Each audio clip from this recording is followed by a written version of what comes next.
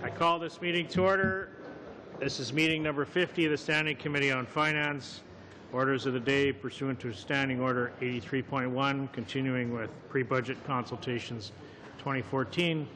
I want to thank very much our guests for coming in this afternoon. We have colleagues, two panels before us here on the pre-budget consultations. On the first panel, we have from Queen's University, we have back Professor Arthur Cofield. Welcome back to the committee. We have also back to the committee Professor Mike Moffat from the Ivey Business School. We have from Credit Union Central of Canada, we have the CEO of Connexus Credit Union, Mr. Eric Dillon. Welcome. Thank you. From Imagine Canada, we have the President and CEO, Mr. Bruce McDonald. And from the Investment Funds Institute of Canada, we have the Director of Policy Research, Mr. John Cockerline. Am I pronouncing that correctly? You are. Okay. Welcome to all of you. Thank you so much for being with us. You each have 5 minutes maximum for your opening statement, and then we'll go to questions from members. We'll begin with Professor Cofield, please. Thank you, Monsieur le Président, and Mesdames et Messieurs, thank you again for ladies and gentlemen. Before you. The last time I spoke before this committee was during the FATCA hearings, which were quite contentious. Now, of course, the budget is very important to all Canadians, but I suspect it might be a little bit less contentious today. So again, thank you. In my brief comments, I just thought I would emphasize what I consider to be the academic tax consensus surrounding how one should form a budget. None of this will surprise you. You need a broad base, fewer loopholes. Today, I just came from my Queen's Law class.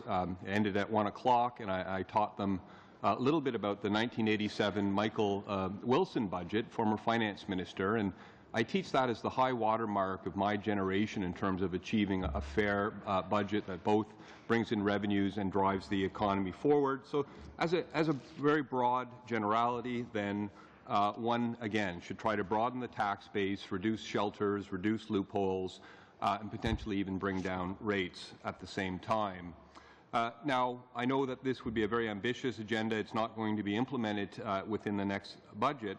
So my main recommendation today would be within this budget to appoint an independent expert panel to provide advice on the short and long-term options to streamline our current tax system. The problem is, since this 1987 budget, almost 40 years has passed, and the amount of tax provisions have ballooned to a significant extent. So in the United Kingdom, they have a permanent independent tax simplification office. And if we could allocate monies and budgetary amounts toward that sort of independent expert panel, I think you would see a lot of good come out of it. I most recently participated on an expert panel at the Mowat Centre, the University of Toronto. This was a project directed by Matthew Mendelson, and it involved 2 years of analysis concerning how to modernize our corporate income tax system. And a report was recently co-authored on this topic by my colleague Robin Baudouet at Queen's, as well as his co-author Jean-François Tremblay. And so through that process, one could see, because it was an independent panel, an awful lot of thought put into the long-term and that's, I think, what Canada's tax system needs, this long-term independent perspective. Two specific recommendations. I've previously testified on several different occasions about the problem of offshore tax evasion. You, I think, are all familiar with the 2013 data leak obtained by the International Consortium for Investigative Journalists. They partnered with the CBC, who retained me. It showed that there's thousands of Canadians maintaining offshore accounts. There was clear illegal activity taking place. I've also consulted with the Auditor General more recently on this file. So there's a lot of revenues, in my opinion, to be found in the offshore world. Much of this activity, I should note, of course, is legal, but much of it is not. And so to the extent that the government could invest funds in tracking down these offshore tax cheats, every dollar you put into that system, I suspect, you'll see a significant return. And the final thing I'd like to mention, again, I've just talked about the need to broaden the tax base, but I thought I'd also highlight what I thought was a very reasonable reform effort back in 2007 when this government introduced the working income tax benefit, the late Jim Flaherty's, the Whitby tax, and it was based on an American tax called the Earned Income Tax Credit. It's only available, or rather generally available, to working families with a low income. It gives them a refundable tax credit. This has turned out to be a powerful weapon to fight poverty in our country, and to the extent that the government would see fit to extend these benefits and enlarge them, in my opinion, this would be a worthwhile reform effort. Thank you, sir. Thank you very much for your presentation. We'll now go to Mr. Moffat, please. Well, thank you for having me here today. My name's Mike Moffat. I'm a business owner, chief economist with the Mowat Centre, and an assistant professor at the Ivey Business School in London, Ontario. That's a lot of hats, but I'm here representing my own views. I'm here today to talk tax policies and regulatory burdens. I share the views of my University of Calgary colleague Jack Mintz, who has called for tax simplification, stating in the National Post that the tax system has gone off the rails. Before he enacted the Tax Reform Act of 1986, Ronald Reagan described the tax code as being complicated, unfair, cluttered with gobbledygook and loopholes. The same criticisms can be applied to the Canadian tax system, which is in dire need of reform. Let's start with the income tax. The current system is riddled with a variety of tax expenditures. The system, while well-intentioned, has Canadians overpay in tax each month, then have some of that money returned to them if they remember to save a receipt and fill out the correct box on their tax form. This places a burden on families, lengthens tax forms, and requires the government to police credit claims. Now, this added complexity could be justified if the credits increased the use of public transit or got more kids playing sports. But research in the Canadian Tax Journal showed that the Children's Fitness Tax Credit largely pays families for what they were planning on doing anyway. We can greatly reduce regulatory burdens on Canadians by ridding ourselves of many of these tax expenditures and use the savings to either lower income tax rates or by strengthening the Universal Child Care Benefit or HST rebate programs and allow families to decide how to spend their hard-earned dollars. Much can be done to reduce the regulatory burden the tax system places on Canadian businesses. The tariff system is a prime example. During the so-called iPod tax debate, government departments were divided on whether televisions and MP3 players were considered computer parts for tax purposes, with the CBSA and the Department of Finance providing opposing answers to Canadian businesses. If the government cannot decipher the tariff code, what hope do Canadian businesses have? This government has eliminated tariffs on many items, and I commend them for doing so. But much more can be done at little cost to the Treasury. One such example is propylene copolymers, which are used as an input by plastics, foams, and auto parts manufacturers in southwestern Ontario. Now, there's a 2% tariff rate on imports of this chemical, unless it is from a country that Canada has a free trade agreement with, such as the United States, in which goods come in tariff-free. In 2012, the WTO estimates that the government collected only $360,000 in tax revenue on over $485 million in imports, for an effective tax rate of 0.08%. Now, the customs tariff is littered with items from grape crushers to storage heating radiators, where tariffs generate almost no revenue but impose significant regulatory burdens. In a recent paper, the Canadian Council of Chief Executives detailed the expenses companies face in importing goods at preferential tariff rates. Firms must keep detailed records for several years and ensure their imports meet the rule of origin requirements in order to claim a preferential rate. These rules are not simple or trivial. The NAFTA rules of origin regulations alone are 556 pages long. A study by Keck and Lundell found that many companies find it cheaper to avoid these regulatory costs and simply pay the higher rate, bypassing the benefits of Canada's free trade agreements. Due to the high fixed costs involved in tracking and claiming preferential tariffs, small and medium-sized enterprises are less likely to take advantage of free trade deals. 1 minute. To summarize, large portions of the tariff code impose significant regulatory burdens, discriminate against small and medium-sized businesses, while generating very little revenue for the government. My primary recommendation is to set a zero MFN rate on tariff items with very low effective rates, as it would provide substantial benefits at minimal cost. I could talk for hours on these issues, and I suspect many in this room feel that I already have, so I look forward to your questions. Okay, thank you very much, Mr. Moffat. We'll go to Mr. Dillon, please. Thank you, Mr. Chair and the committee, for this opportunity to share with you the Credit Union System's recommendations for your pre-budget consultation process. I am especially grateful that you have done something different this year by asking to hear from on-the-ground practitioners like myself. This shift feels right to me because one of the things we do at Connexus Credit Union, where I'm the CEO, is we always say, how can we do things differently? That approach has helped us to grow to become Saskatchewan's largest credit union and one of the 10 largest in the country. With that in mind, I too want to do things a bit differently today. Instead of by telling you about the credit union system in great detail, I want to jump straight to what you in Ottawa refer to as our ask. As I'll discuss our proposal, I'll weave in facts about our system. So what are we asking for? Quite simply, credit unions are calling on the federal government to create a capital growth tax credit. It would be calculated at 5% of the growth in year-over-year retained earnings. If a credit union increased its retained earnings by $1 million, it would save $50,000 on its tax bill. It's that simple. I'm sure you're accustomed to receiving requests that probably sound a lot like mine. Your default response is probably to ask, why would the federal government create a special tax measure for credit unions? My answer is that we're not asking for special treatment. We're asking for fair treatment that recognizes credit unions are structured very differently than charter banks.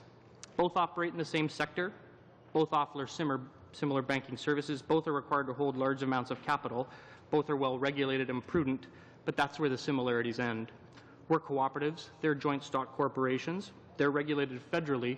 We're regulated provincially. They're small in number and operate across the country and are internationally active around the world. We have 320 credit unions operating within provincial boundaries and serving communities. Those differences show up in ways that are relevant to the question of how we should be taxed. We give back proportionately more to our communities than they do, on average 4.5% of pre-tax profits across our system versus 1% for charter banks. In my particular credit union, last year was 5.8% of pre-tax profits. Most recently, a $1 million contribution to a new children's hospital in Saskatchewan, the first in our province. Because we're cooperatives and not pressured to generate short-term results, we tend to stay invested in our communities even when competitors chase more profitable opportunities elsewhere. In fact, the credit union system today operates 380 branches in communities where there is no other physical banking presence. These differences show up in other ways. CFIB data shows that credit unions, including Desjardins, have the second highest share of small business lending in this country at 18.6%. In my province of Saskatchewan, the credit union system provides just over half of all small business loans. We have been able to achieve that kind of success because, as the CFIB says, we dominate the banks in providing exceptional service to the small business market. How? The CFIB would say that small businesses value our ability to offer financing at low fees with high-quality account managers. Our people understand small business. They know this sector is vital to a growing Canadian economy, the local economy, in both good times and in bad. The data also tells another important story. On average, almost 80% of our credit union equity is made up of retained earnings versus only 45% for charter banks. In my credit union, that number is virtually 100%. The composition of our capital tells a story of a sector that grows its business in an organic way at a speed that's profitable, sustainable, and prudent. Our tax proposal recognizes this fact about credit unions. It also recognizes that we do not issue shares on publicly traded markets to support our growth, and because of that, our cost of capital is higher than the banks whose shareholders can benefit from the 50% capital gains exemption and tax-incentivized savings plans such as RSPs, RIFs, and the like. At the same time, our calculations suggest that if the federal government does not act on our proposal, MyCredion could potentially pay a higher effective tax rate than the banks by 2017. Obviously, we think the tax system should strive for fairness and a competitive balance among organizational forms, especially when regulators, provincial, federal, and other, are demanding that financial services companies build and hold more capital. 1 minute. Our proposal does that and more. We estimate that in aggregate, our proposal could help credit unions make another $700 million in loans at the cost of a $66 million aggregate tax credit. In MyCredion, that means another $20 million for small businesses and homeowners. From these numbers, you can see how our tax proposal aligns with the federal government's effort to ensure continued economic prosperity through targeted tax relief and support for small business. To conclude, we hope you will support our call for a capital growth tax credit. We think it's the right way to achieve a competitive balance in the tax system, help small businesses, and support the growth of the Canadian economy. Thank you for your time, and I'm certainly happy to answer questions. Thank you very much, Mr. Dillon. Mr. MacDonald, please. Merci, Monsieur le Président, et merci. Thank you, Mr. Chairman, and thank you to the committee for having invited me to appear today. Imagine Canada is, as you know, the national umbrella organization for the Canadian charitable organization sector. Committee members are very familiar with the contributions made by charities in areas such as education, arts and culture, amateur sport, services to youth, international development, the environment, healthcare, and religion. You know from experience that charitable organizations in your ridings contribute to the quality of life and make Canadian communities pleasant places to live, work, and invest. Charities, together with public benefit nonprofits, generate more than 8% of GDP and employ 2 million people every day in Canada. We're one of the fastest growing sectors, yet we're reaching a point where demand for what we do is outstripping our financial capacity to deliver. As we work to strengthen the financial footing of charities, we welcome the opportunity to partner with the federal government to unleash the tools through taxation and regulatory reform that will allow charities to meet demand. Our first recommendation is the stretch tax credit for charitable giving, to help Canadians increase their donation over time and make giving a lifelong habit. Unlike some tax credits that reward people for what they are already doing, the stretch only triggers a government investment if and when Canadians change their behavior by increasing their giving over the previous year. This committee has heard a great deal of support for the stretch during the incentives for charitable giving hearings, and you recommended it for serious consideration once the books were balanced. The government took note, and in addition to announcing the super credit in Budget 2013, also made the following commitment, and I quote, "The government will work with the charitable sector, including Imagine Canada, to encourage more donations by a greater number of Canadians."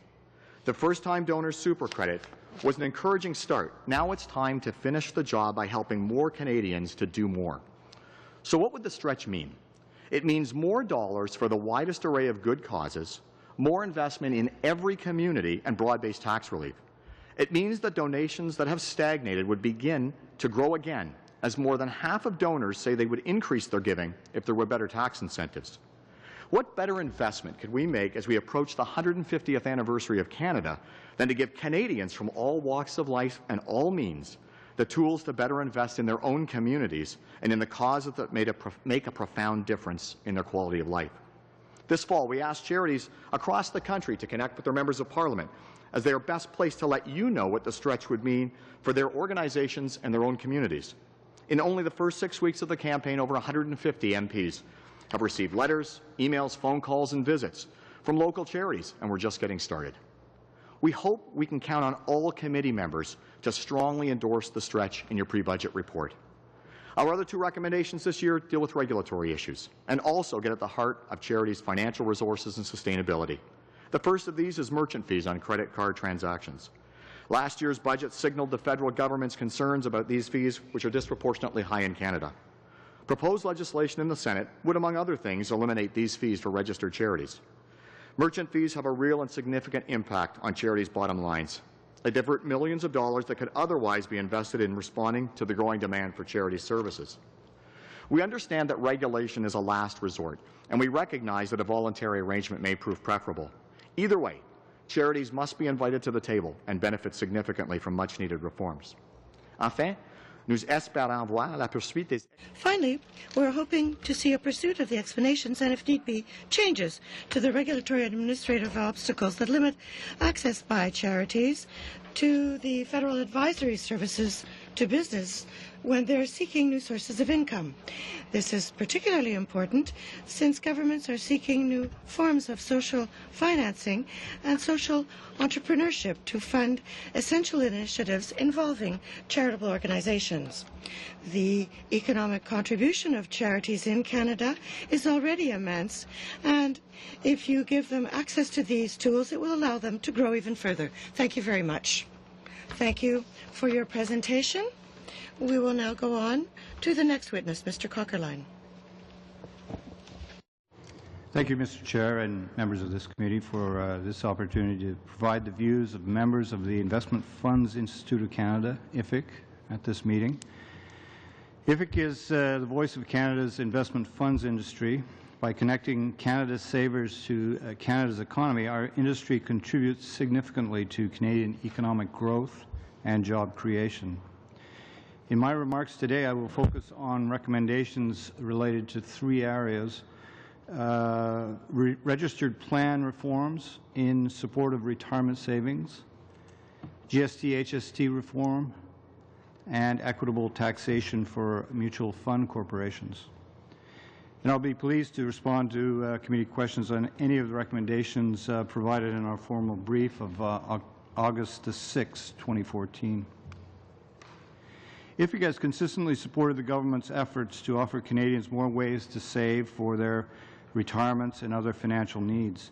Our industry has been an important contributor, for example, to the success of RRSPs, RESPs, RDSPs, and TFSAs, to name a few, and we have supported new savings programs such as PRPPs as a matter of good public policy, even though our members are not positioned to participate directly in the manufacture of these plans.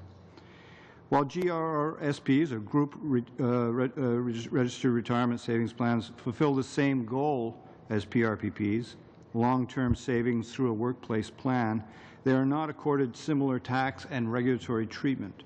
Such differences unnecessarily disadvantage GRSPs, which are an accessible and efficient option within the retirement savings landscape. To ensure that GRSPs continue to fulfill this role, we ask that they be accorded the same treatment as PRPPs with respect to payroll tax exemptions, auto-enrollment, and the locking in of employer contributions. During the 2011 federal election, Prime Minister Harper announced his intention to increase the annual individual TFSA contribution limit to $10,000 after the budget returned to balance. We agree that increasing the TFSA contribution limit would improve the options and flexibility available to Canadians for savings and investing. We ask the government to consider raising the TFSA contribution limit to $10,000 annually. A recent report published by the C.D. Howe Institute highlighted the impact of mandatory minimum withdrawal rules for registered retirement income funds, or RIFs. As the report notes, these rules have not kept pace with gains in Canadian life expectancy, and as such can increasingly cause seniors to outlive their savings under the current withdrawal rates. We ask the government to consider increasing the mandatory age for initial RIF withdrawals and/or reducing the minimum drawdown amounts in order to mitigate the risk that seniors outlive their savings. Since its inception in 1991, the GST has applied 4 to 5 times more heavily to the value of services provided to mutual and other funds than to the equivalent value of services provided to non-fund investment products. For the majority of mutual fund investors, the GST-HST on the management expense ratio is a tax on retirement savings. Today, almost 57% of assets under management in Canadian mutual funds are held in registered plans by investors saving for retirement. We ask the government to consider applying GST more fairly to fund products in order to relieve the tax burden on Canadians who are saving for their retirements. 1 minute. When calculating their taxable corporate income, most corporations in Canada are entitled to apply the 13% general rate reduction to income that is not eligible for another corporate tax reduction. Mutual fund corporations, however, are not allowed to apply this reduction because two of the principal forms of mutual fund corporation income, capital gains and dividends, are already subject to tax reductions. Yet mutual fund corporations may earn income from sources other than dividends and capital gains, such as interest income or income from foreign sources. To rectify this imbalance, we request that Canadian mutual fund corporations be entitled to apply the general rate reduction to all eligible income. Mr. Chair, that concludes my opening comment. I would be pleased to answer your committee's questions. Thank you very much for your presentation. We'll begin colleagues' questions with Mr. Cullen for 7 minutes, please. Thank you, Mr. Chair. Thank you to all our guests today. Mr. Dillon, I'm going to start with you and then a couple questions for Mr. Moffat and Cofield, depending on how we do with time. It'll pass quickly, I suspect. So the specific ask, as you put it, capital growth tax credit, can you remind committee of the amount that you're seeking and recommending to the federal government? By our calculation, Mr. Chair, that growth credit based on 2013 numbers would be $66 million. $66 million. Is there a multiplier in terms of what happens if the government does accept the capital growth tax credit in terms of what then manifests in the general economy? There certainly is. At the current multiple levels, Mr. Chair, that would equate to about $700 million of additional lending that would take place in communities across the country. Say that last sentence again. $700 million. That would be for what? Sorry. That would be lent out. That we could be leveraged and lent out to communities from credit unions from coast to coast. Connect these dots for me. So there's a $66 million tax credit put through, leveraged then to $700 million through the credit unions. Why would that explicitly then be made available for lending to small businesses? Because that's the way credit unions operate, Mr. Chair. And what happens in our world is, as retained earnings grows and capital grows in the credit union system, that money can be leveraged. The beauty of the credit union business model today is that that money doesn't end up offshore in terms of profit to a shareholder, but rather gets returned to communities. So the credit union retains enough to invest in its future and build a sustainable model. And then over and above that, that money is lent out to support businesses in Canada. So just by what you're suggesting is that by the structure, the way that credit unions are built and mandated under law, this is the amount leveraged by your estimation of $700 million would likely go back out into loans and whatnot to the small business community. Correct.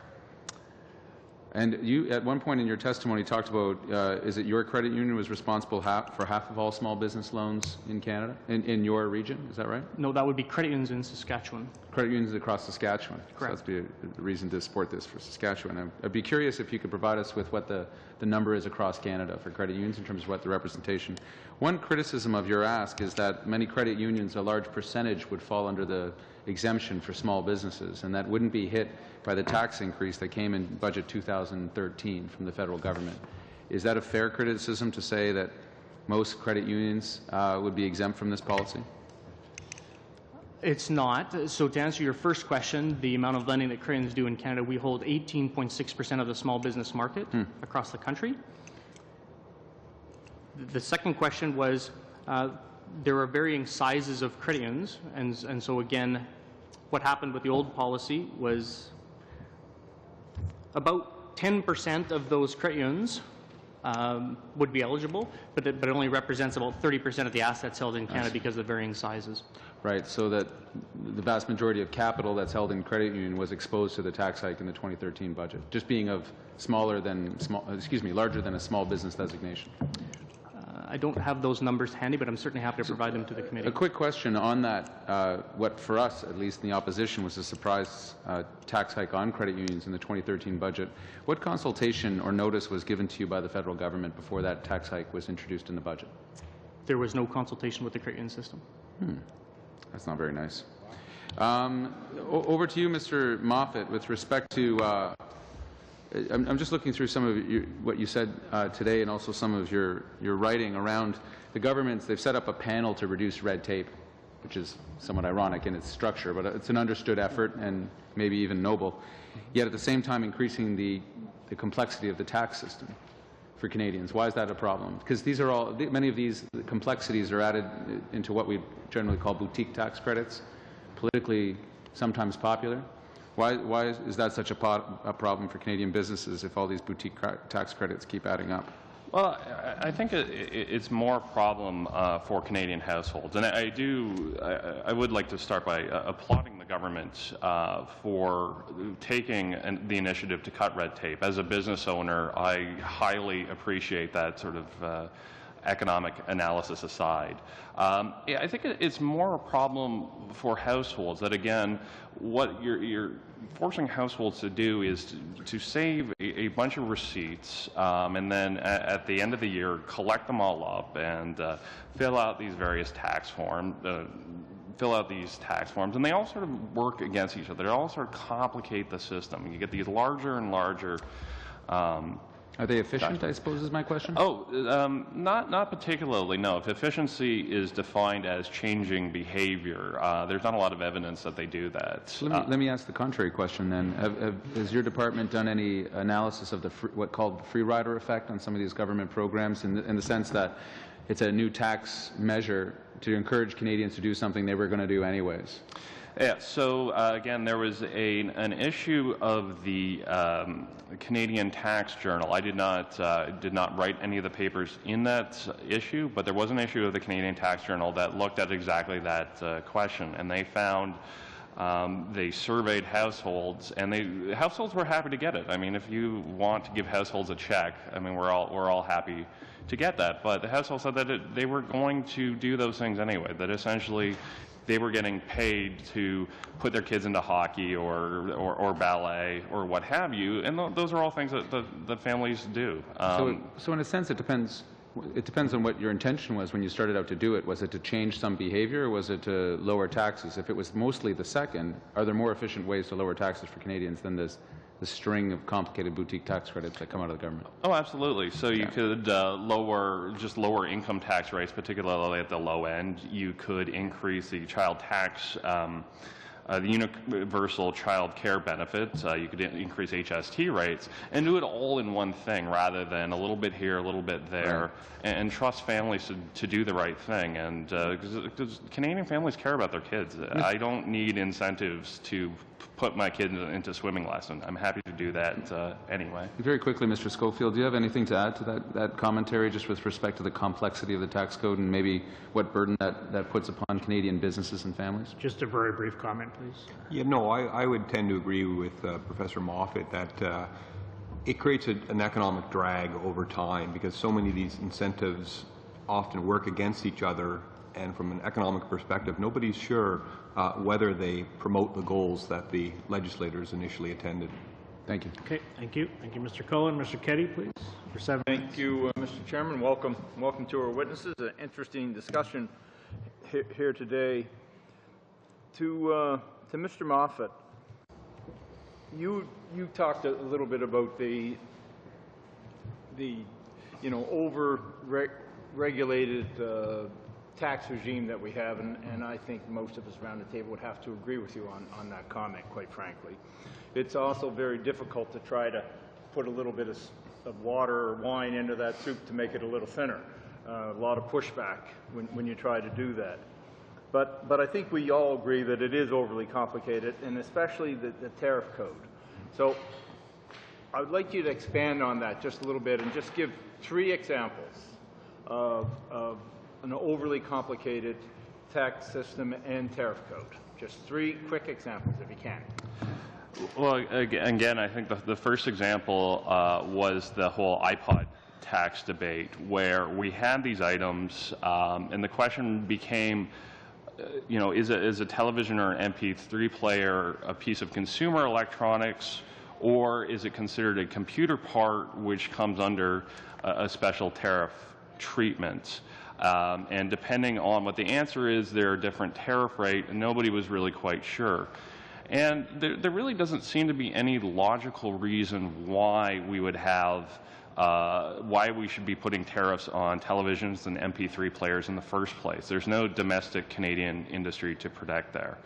And again, so that's one about tariff codes, but you have all these tariffs as well where there might be a 1 or 2% MFN rate placed on international imports and a 0% tariff rate from U.S. imports. And for reasons of geography, basically everybody's importing from the U.S. anyway.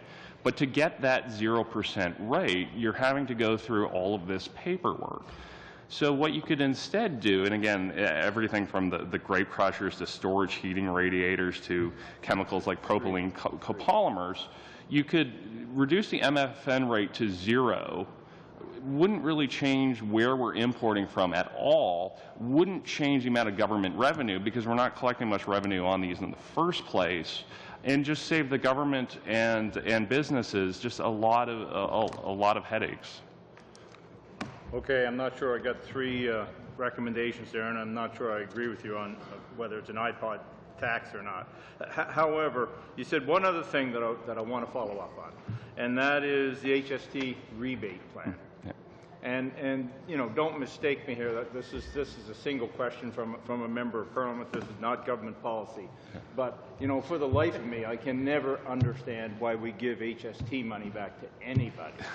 It really, I mean, if there's a sign, you know, we gather in, we spend a lot of money to gather this tax, and then we rebate it to university kids and a whole bunch of people who may or may not qualify, but they do qualify on paper. Do you want to make a quick comment on that? No, I would fully agree with that. And I think there's room to merge some of these plans like the HST rebate and the universal child care benefit into a single check that's better targeted towards Canadians. So I absolutely agree that this money could be packaged in a more sensible way. Kind of circular.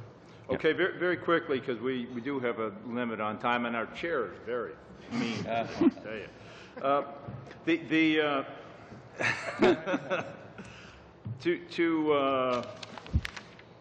To Mr. McDonald with Imagine Canada, you talked about Visa, MasterCard, you know, the major credit card companies and banks about reducing or eliminating merchant fees.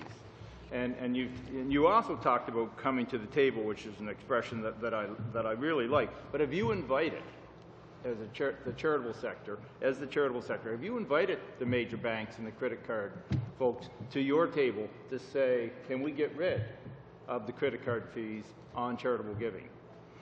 Over the last number of years, we have had some conversations with the credit card companies. I think it's one of those areas that obviously it's kind of a new approach, and what we're seeing around the globe is other jurisdictions starting to see some changes in this area that are really beneficial for charities.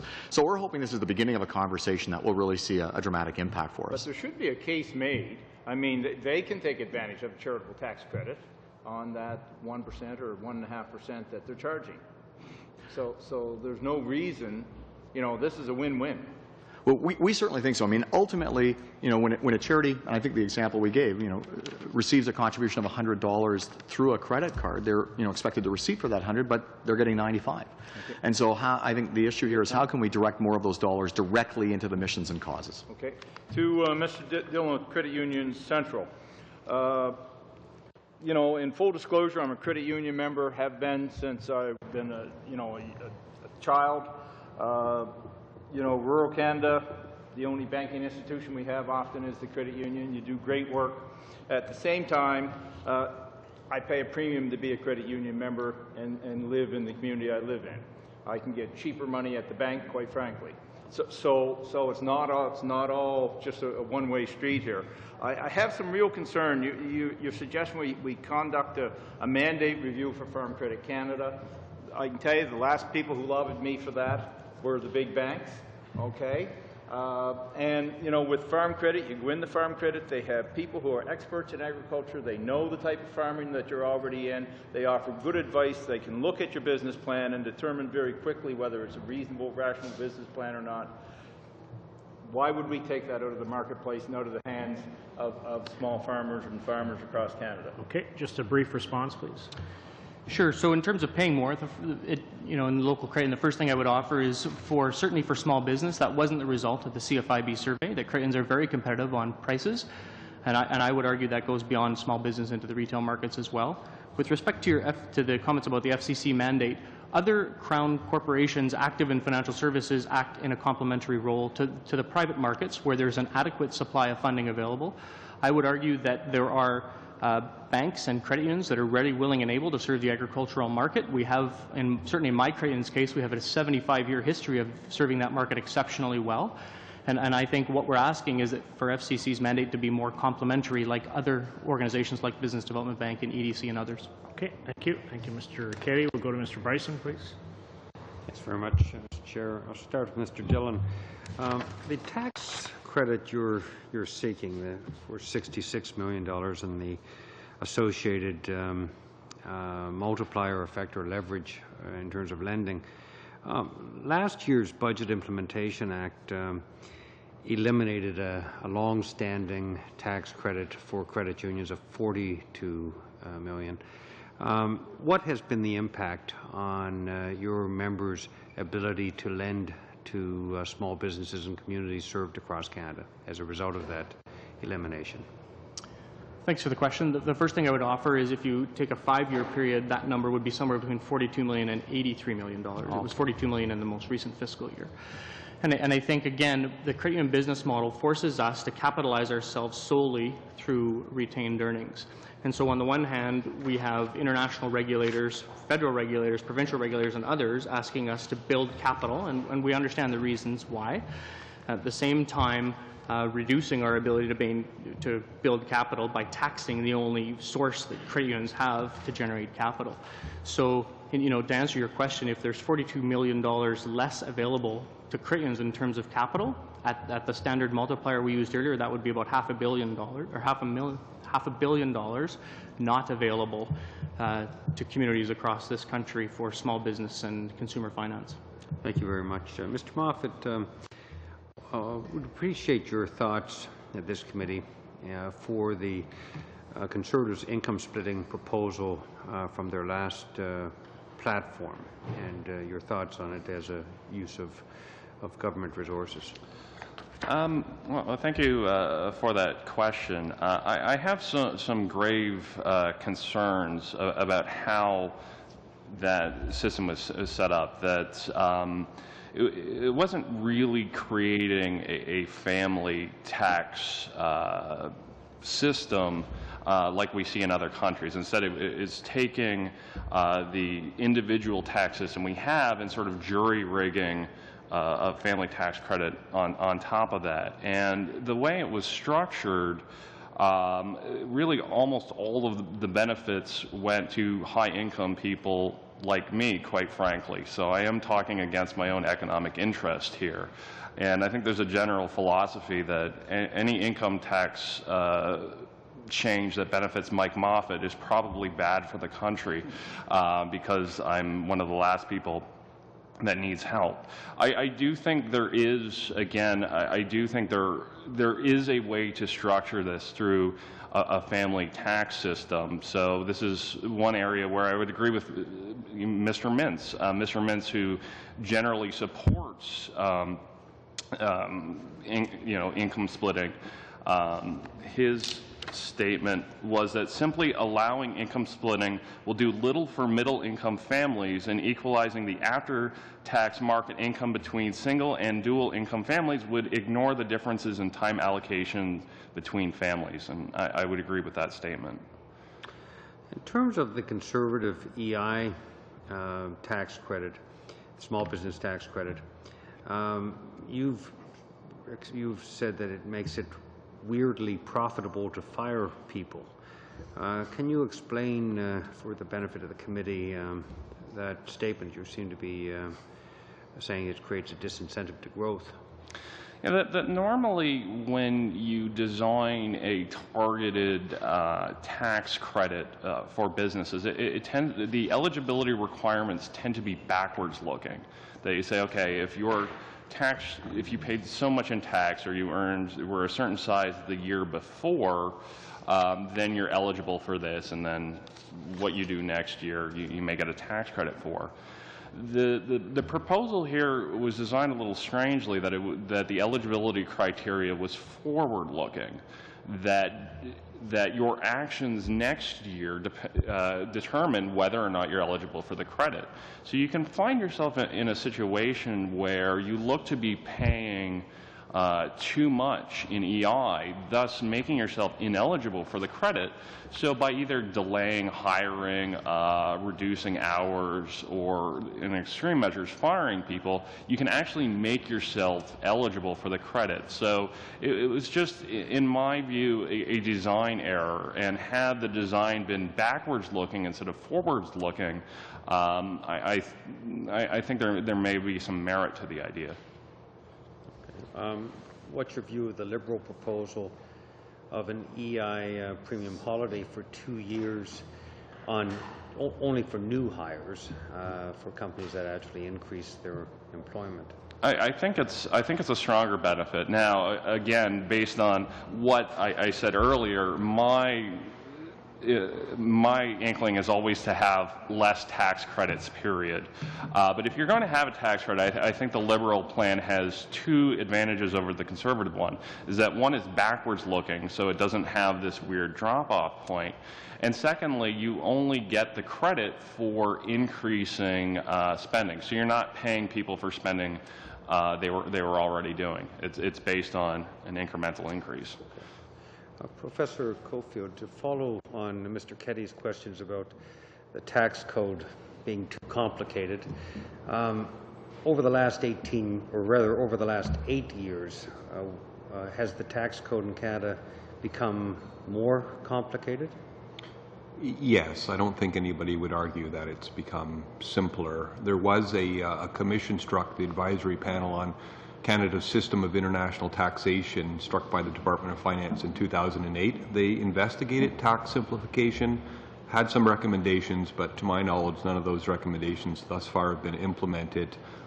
I suppose I should also say, again, since at least the late 80s, it's just grown in terms of complexity to the point now where we have certain sections, Section 95, that is over 150 pages of tiny print, one section in our Income Tax Act. Okay. Thank you very much. Thank you. Thank you very much, Mr. Bryson. We'll go to Mr. Allen, please. Thank you, Chair, and thank you to our witnesses for being here. Mr. Cofield, I'd like to start, and just on that line of questioning on tax simplification again. I know the UK model had a model whereby they have a sunset clause on their unlegislated tax measures. So if something is not legislated, it's deemed dead after a certain period of time. This fall, the Minister of Finance is going to file his first report based on this committee's recommendation, the last budget bill, with respect to unlegislated tax measures. So that will happen this fall. What I'd like to understand is the tax code was roughly, 13 pages in 1917, and now it's 3,206, give or take, a few pages. So it got that way over a lot of decades. And so what is the success, what has been the key success that the other countries have done to kick off that effort, to make sure it's successful, as opposed to sticking in the mud? To my knowledge, most, at least similarly situated countries like the United States and even England or the United Kingdom with its permanent tax simplification office have yet to achieve any major victories in this area. From a political perspective, it's obviously very difficult to get rid of perks, whether they're introduced by the current government or former governments. I mean, one good example is south of the border, the mortgage interest deduction available to taxpayers. You have to be an itemized tax return filer to be eligible. But virtually every economist or tax law professor who's looked at this deduction would say it makes no sense, and yet it persists over time. I mean, many Canadian taxpayers, I suspect, would want a similar benefit. I'm hoping that the UK efforts, which are fairly novel and fairly recent, will bear fruit in the future. But the key, I think, is to point it has to be an independent panel to investigate this over a period of years versus the advisory panel's work was completed all in 1 year. So I had to file my report, I think, within 6 months on tax simplification after I received my instructions. And it was simply insufficient time to really take a close look. So The only way to get any traction, in my opinion, would be to appoint this independent body. That way it insulates the government from political critique if it's perceived this body to be non-biased or non-partisan.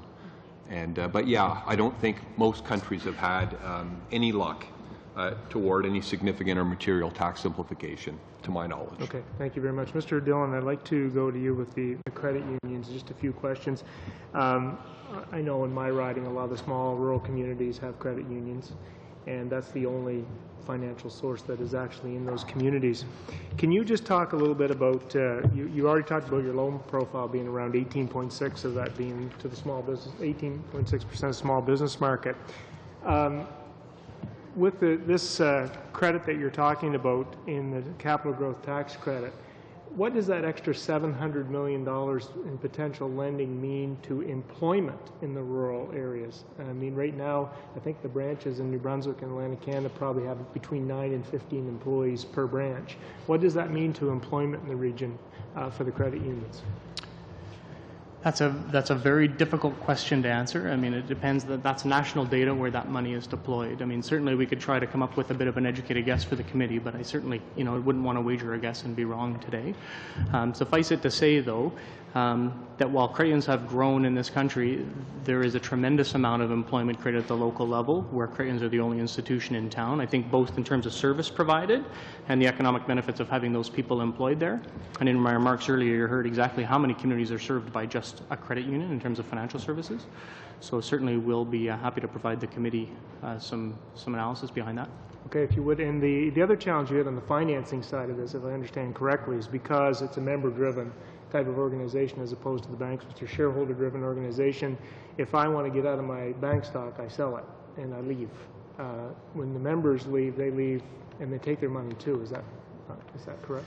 That's not correct. So what happens is the retained earnings of the credit union are left for the credit union to use, and I mean, it's certainly the board directs those activities, but it does put a bit of a governor on how quickly, and given that there's only one source for equity in a credit union model, which is retained earnings, and really comes from the earnings of the credit union year over year. So that's really the challenge we've got, where if you go back to the global financial crisis, where the banks needed more capital, they were immediately able to access capital markets and meet that need. For credit unions, our capital grows, and in our case at my credit union, that's over 75 years. And so we now manage about $300 million of equity on behalf of our members. But it's the only source we've got. And so, again, what we're asking for is those credit unions that are well managed and well run and able to actually grow capital, that's reflected in tax policy. Okay. Mr. McDonald, I'd like to ask you a little question about the stretch tax credit. And just to kind of, it seems to be if you have your groups approaching 150 MPs and you've got consensus among the charities as to this is the way, is there consensus in the charities and nonprofits that this is the best option that exists? And can you actually project if this is going to drive out more and more giving? Has there been a long-term projection of the tax consequences and loss of revenue to the federal government on that? Sure. Well, I'm not sure consensus is the word I would use. Strong support, absolutely. It's really been interesting to see the range of charities that are stepping up to support this and contacting their members of parliament. I would say across subsectors and across geography and definitely across organizational size. It's been really fascinating to see this is a universal measure that seems to appeal to them. In terms of cost, we asked our chief economist to put his mind. He's here actually if you want to have a chat later on. Right now he's estimating that it would boost about another, or incent about $234 million in giving, and then on top of a potential natural increase of $170 million, that would be a total of just over $400 million in new gifts. And if you apply the finance department methodology that was used in costing the super credit, that would amount to a cost of around $40 million a year. 40 million a year? Yeah. Okay. I think I've only got about 15 seconds. Yeah. That's fine, Chair. Thank you, Mr. Allen. Monsieur Caron, pour 7 minutes, s'il vous plaît. Merci beaucoup. Merci à tous les panélistes. Monsieur Dillon, je vais commencer avec vous, mais sur une tangente un peu différente. Une de vos recommandations portait sur Financement agricole Canada. Est-ce que vous voyez présentement Financement agricole Canada comme étant un concurrent aux activités des caisses? Sorry, I'm not getting any translation, Mr. Chair. Oh, the interpreter made a mistake and pressed on the French button. Est-ce que vous pouvez... Are you hearing the English interpretation, the English now? Yeah.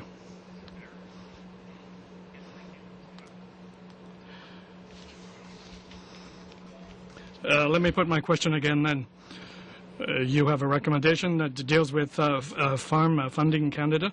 I'd like to know whether you consider it to be a direct competitor with you, and if this is so, to what extent. I'm talking about a competitor with credit unions.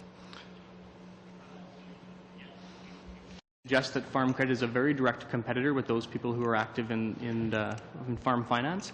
And in fact, the way farm credit is structured today, that in terms of the risk profile of the credits that they and the business that they typically write, it would be the lowest risk profile and in some cases what we would call the most attractive, where there is the most active market from other institutions like credit unions to finance that business. So very much so they're an active and direct competitor. Qu'est-ce que ça prendrait? What would be required in your view? Because you see the role of Farm Credit Canada as being a complementary role to that being played by institutions such as the credit unions and the Caisse Populaire. What would be necessary in the way of changes in order to achieve this type of complementarity? There is a mandate review, and for instance, where Farm Credit and the credit system could come together to actually cooperate in serving Canada's farmers. For instance, Farm Credit doesn't provide businesses around wealth management or succession. Credit unions are very active in that business, and so why wouldn't we want to approach those people together to ensure that there's an orderly transition of farm wealth from one family to the next, because generally that's how it happens. But it doesn't appear that there's any appetite on behalf of Farm Credit to approach farm members and farm clients in that way. Et vous étiez sur l'impression qu'une telle... Were you under the impression that such a review of the program was expected to take place? Ça s'est pas produit. It didn't occur. So your main recommendation is a review of this. I'll play the devil's advocate here quickly. If I were a farmer and a choice between credit union and farm credit, we're talking about competition. Perhaps there might be better service. Can you tell me how this competition is not helpful to agriculture in general? Why would the competition between the two of you not be to the advantage of the farm sector in general? How I would answer that is, I think that there is a very mature credit market in Canada that understands risks, right risk, and in our case, we've been in the farm finance business, like I said earlier, for 75 years. I'm not sure there's a necessity for government to play a role in financing those activities where there's not an active market between either banks or credit unions. And I think, as I said earlier, if you look at CFIB data, which does include agri-food businesses, credit unions are very competitive with price, and so I'm not sure that there'd be a material loss for farmers, if you will, if that were the case. Donc, si je vous lis correctement, pour faire une analogie... You understand, then, to make an analogy, you would see the role of Farm Credit as complementary, a bit like the development bank being complementary to those of the banking sector in general. To the role BDC plays as well as EDC, Export Development Corporation. Merci beaucoup. Je vais venir Monsieur Cofield et Monsieur... I'd now like to put a question to Mr. Cofield and Mr. Moffat. I think that this question was already raised, but I'm interested in the simplification of the system. Some time ago, the Tax Act had 2,000 pages. We voted 900 pages of recommendations. It's now 3,000 pages. I think that at the very beginning, it was only approximately 10 pages when it first came into existence. Mr. Moffat, you talked about tax credits, the various types of credits that were referred to by my colleague as boutique tax credits. We're talking about 3,000 pages of the income tax. We're not talking about tax credits. There's far more involved in the complexity of our tax system. Without attempting to downplay the proposal that you are making, would you not say that this is just a very slight opening in the complexity of the present system? Fair comments, and I think what's needed is like my colleague suggested, is to have a large analysis of the system as a whole and go through all of these things and see what has become out of date. and I think it's analogous to the tariff code, where there are tariffs in the system designed to protect domestic industries that no longer exist. And I think if we went through the Income Tax Act, that we would find a number of provisions that may have made sense in 1960 or 1970, but no longer make sense today. Monsieur Cofield, est-ce qu'on devrait aller plus loin? Mr. Cofield, do you think that we should go further? Is it possible for us to go any further in the simplification and study of tax credits?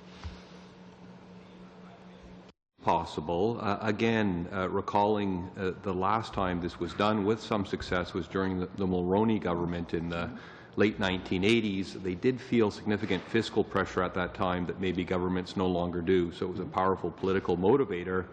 And I think politicians are also aware, and the next year in '88, the Tories introduced the GST and arguably paid a heavy political price, and that may be weighing on the minds of some individuals to this date. But it does show that you can make progress with respect to simplification, with respect to broadening the tax base, which makes it fairer and more efficient for all Canadians. So again, if you could strike a permanent body to examine this in detail, I think that would be the best route forward. Merci. You've got about 20 seconds. 20 secondes. En fait, si vous avez la chance de revenir, je pose la question. I did put the question on. I hope that I might get the answer later. Mr. Moffat, there was a talk about the importers and a question of tariffs that constitute an obstacle. The problem is reciprocity. Could you comment perhaps on this issue of reciprocity when it comes to exports? Our exporters will not necessarily see the same types of tariffs reduced. You perhaps might be able to send me an answer. Mr. Van Kesteren, please. I want to go to Imagine first, and I want you to just give me a quick explanation of number 3. I don't quite, number 3, your third proposal, your third recommendation. Can you give me just a better explanation of that? As we look at the evolving nature of charities in this country and how they are going to earn or raise money, it's important that many of those might actually come from earned income streams. And so charities will need access to some of the supports that small business in this country have as they, in fact, evolve and change their business models. So there will be donation models, there's going to be earned income models, and so those supports that are in place for small business, where we, and something like, there's IRAP, there's BDC, there's opportunities there to assist that evolution as we become, differently structured and funded in this country. And so we're looking to see if there's an opportunity to have access to those similar kind of services. Ms. Cofield, do you agree? I mean, I'd just like to, this one kind of puzzles me a bit. Maybe have you, or has anybody from the academia looked at that and seen the feasibility of that? I'm sorry, I misunderstood. The third recommendation, is that something that's workable, or are we starting to cross over into areas that? Yeah, I hesitate to answer that, sir. I'm not, entirely clear in this particular area, so I'd maybe pass that to one of my other colleagues if I could. That's very fair. I'm confused on it too. So, Mr. Moffat. I wish you had asked me first, because I was going to pass it along as well. I have not looked at that particular item and could not comment on it intelligently. Okay. All right. Well, that makes me feel a little better. Yeah. We'll ask Nathan next. I wanted to go maybe to the credit union. I want you maybe to explain to me something. I think I understand, so I'm just going to say yes or no, and you can nod, or you can say yes or no because we need that for the record. Banks in general need what, 9% of savings in order to loan against that? Am I right in that? It's not yes or no. It's I don't know what the bank's prudential capital requirements are. Okay. However, if they have access to the Federal Reserve, they can, not the Federal Reserve, we call it Bank of Canada, they can borrow from the Bank of Canada at whatever the going rate is. That's correct, if they need money. Are you able to do that? We do not have an emergency lending agreement set up with the Bank of Canada. Liquidity is managed for the Canadian systems provincially as they are regulated. Okay, because I understand that banks can borrow one from another as well, too. So if they need a capital increase, they can borrow from a bank, and if they get $100, they can lend out another $5,000. Am I correct in I think you're maybe commingling the issues of liquidity, Yeah. which is money in and out, versus capital equity in the institutions. Is that correct? For liquidity purposes, yes. But the credit unions are not able to do that same We do have liquidity structures between credit unions, but what I would argue is that doesn't solve our capital challenge, which is we need to grow, we need to have sufficient level of earnings to grow capital to continue the sustainable business model that we've enjoyed for 75 years, which is different than solving for short-term liquidity movement between two credit unions. So you are at somewhat of a disadvantage in regards to the major banks. We are absolutely at a disadvantage, and our proposal argues to understand the unique structure of credit unions and to have tax policy that supports us building a robust, sustainable capital framework for credit unions. Thank you. Back to you, Professor Kohler. Are there any other jurisdictions? You mentioned, of course, United States. Britain is preparing to do this. They haven't. Are there any jurisdictions? I'm thinking possibly in emerging economies or possibly Eastern European countries that haven't been entangled with the web of tax fiddling that the Western cultures have. Are there any that we can point to and say, right there, they're doing it and it's working? Sometimes one hears about the Norwegian system where it's a complicated corporate tax system that's effectively, in a sense, abolished the corporate tax and just focuses on what we call consumption taxation. That is touted by Robin Bodway, who I mentioned earlier, and others as the most efficient system. So it is significantly simpler than our own system. And again, this Mowat Center report similarly recommended what's called a rent-based corporate tax that would allow corporations to currently deduct all inputs like equipment and salary, so convert it effectively into a consumption tax.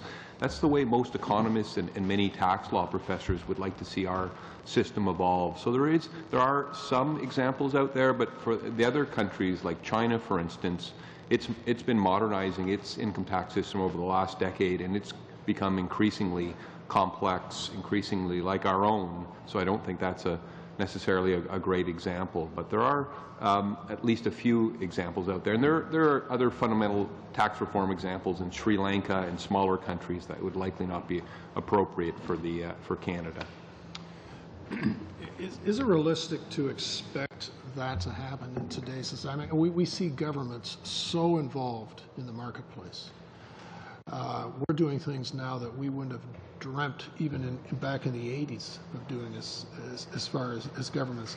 Is that maybe just something that we've evolved to? And you know, I'm thinking in terms of market interference with the government. Increasingly, we pick winners, we pick losers, we try not to, but we encourage areas where we encourage areas like green energy. I mean, those have tax ramifications. And is it realistic to really try to go back to those days when we've already entered open Pandora's box? Just a brief response, please. Yeah, I don't think it's realistic to go back to the War Measures Act of 1917, what a couple of honorary members here have mentioned. But I do think, again, the late 80s reforms, broadening the base, even maybe bringing rates down, that is feasible, in my opinion. But it would really take bipartisan government effort likely to pull it off.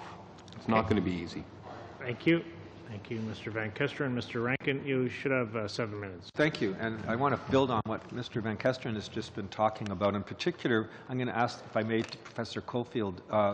You've written about corporate tax reform. You've talked about just now consumption tax. And initially, you suggested that maybe if we had a British approach, an independent panel, that we might just finally get on with tax simplification. And how did Professor Mowat call it?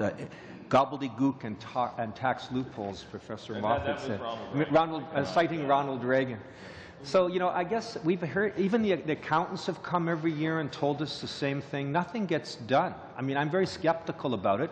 The government likes boutique tax credits because, you know, they get to buy votes with that. I don't think it's a partisan thing. It's been around for years.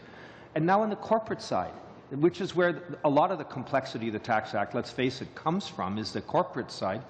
Drafters need to put these complicated rules down in black and white. That's the system we have, making a lot of lawyers and accountants rich in doing so, which isn't necessarily a bad thing. My point is, how can we possibly reform the corporate tax system? You've written, Professor Cofield, to get to the question. Canada's current corporate tax system is failing on a number of fronts. It discourages investment, hampering innovation and productivity by taxing the normal rate of capital, increases the rate of bankruptcy, et cetera, et cetera. It's very inefficient. What is the alternative for the corporate side to simplify the Tax Act? Well, I think you may be quoting from this Mowat report, That's actually right. authored That's by right. Professors Tremblay and Beaudouin, but I was on the same panel, and I agree with their with what they wrote. So I came to believe in this fundamental reform, what's called a rent-based tax, but I'm not necessarily advocating any particular approach here today. I'm suggesting this is an important thing the government needs to look very carefully at and in an independent fashion. So this would be more of a medium-term reform, whether it ends up as a rent-based tax or some other broad or base broadening effort like the 86 Tax Reform Act in the U.S. or the 87 approach here in Canada. So I think we can bring the level of complexity down. And one of the problems, even if one moves away from corporate tax, and I think we at least reference all this host of credits, for instance, for low-income Canadians, I can't recall them all, child tax credit, universal child tax credit benefit, the working income tax benefit, there's at least a few others. Most people who toil in this area as researchers would say that's not necessarily helpful to low-income Canadians. It's extremely complex how in our province, how it works with Ontario Works and so on. That could be simplified and, again, to help I appreciate that. I mean, I obviously would love to talk to you later because time doesn't permit about the corporate side of that, because I think the corporate tax part is a much harder thing. Yeah. I just want to thank you, by the way, for all of your work, Professor Cofield, on the international tax havens. Your scholarship and your actions have been really very helpful. And today you said again, we're losing millions of dollars to the offshore. Do you have any fresh ideas about how we might invest those dollars to get those great returns? Well, I think the government's whistleblower program was a good idea. You know, I've recommended in the past measures like a dedicated office at the CRA that works on an ongoing basis with the Justice Department. Just one example: the Auditor General in his most recent report, Chapter 9, looked at the Liechtenstein bank scandal. 182 families were identified with holding undisclosed offshore accounts, 182 Canadian families. CRA recommended 2 for prosecution. Justice Department decided not to prosecute any. I'm on the record for suggesting we've had 0 tax prosecutions in this year. If you're a roofer and you cheat on your GST by $100, the government's going to come down on you with a hammer, if I may. Right. But if you steal $100 million and put it in your offshore account, you can almost do that with impunity in our country. It's absolutely scandalous. Well, Mr. MacDonald of Imagine Canada, time doesn't give me the opportunity to ask as much as I'd like, but your second, Mr. Van Kesteren, I think, asked about your third recommendation. I'd like to ask about the second, the merchant fees on credit cards and how that affects or should affect charities. Could you elaborate on that recommendation? I mean the bottom line is, yes, what we'd like to have is the ability for charities to realize more of the dollars that are in fact donated when the transaction goes through a credit card. So they're paying merchant fees, and if there's an opportunity to mirror what's happening in other jurisdictions where we're seeing a reduction in those fees for charities, then ultimately the donors' dollars are now going to the mission and cause that they would like to see. Okay. And now, the Budget 2013, as you referenced, has a super credit. Yes. Is it too early to tell how well that's working? With numbers, yes. I can tell you, as someone who I'm fairly new to Imagine, who was with an organization on the ground, we were promoting it. We were hearing good things from our local organizations in the field, and there was a good awareness. So they're really targeting young donors to be able to come into the sector. Okay. On the stretch tax credit, of course, you rightly said we've heard a lot from constituents. I've heard from the Victoria Foundation. I'm sure my colleagues have had similar entreaties from the sector.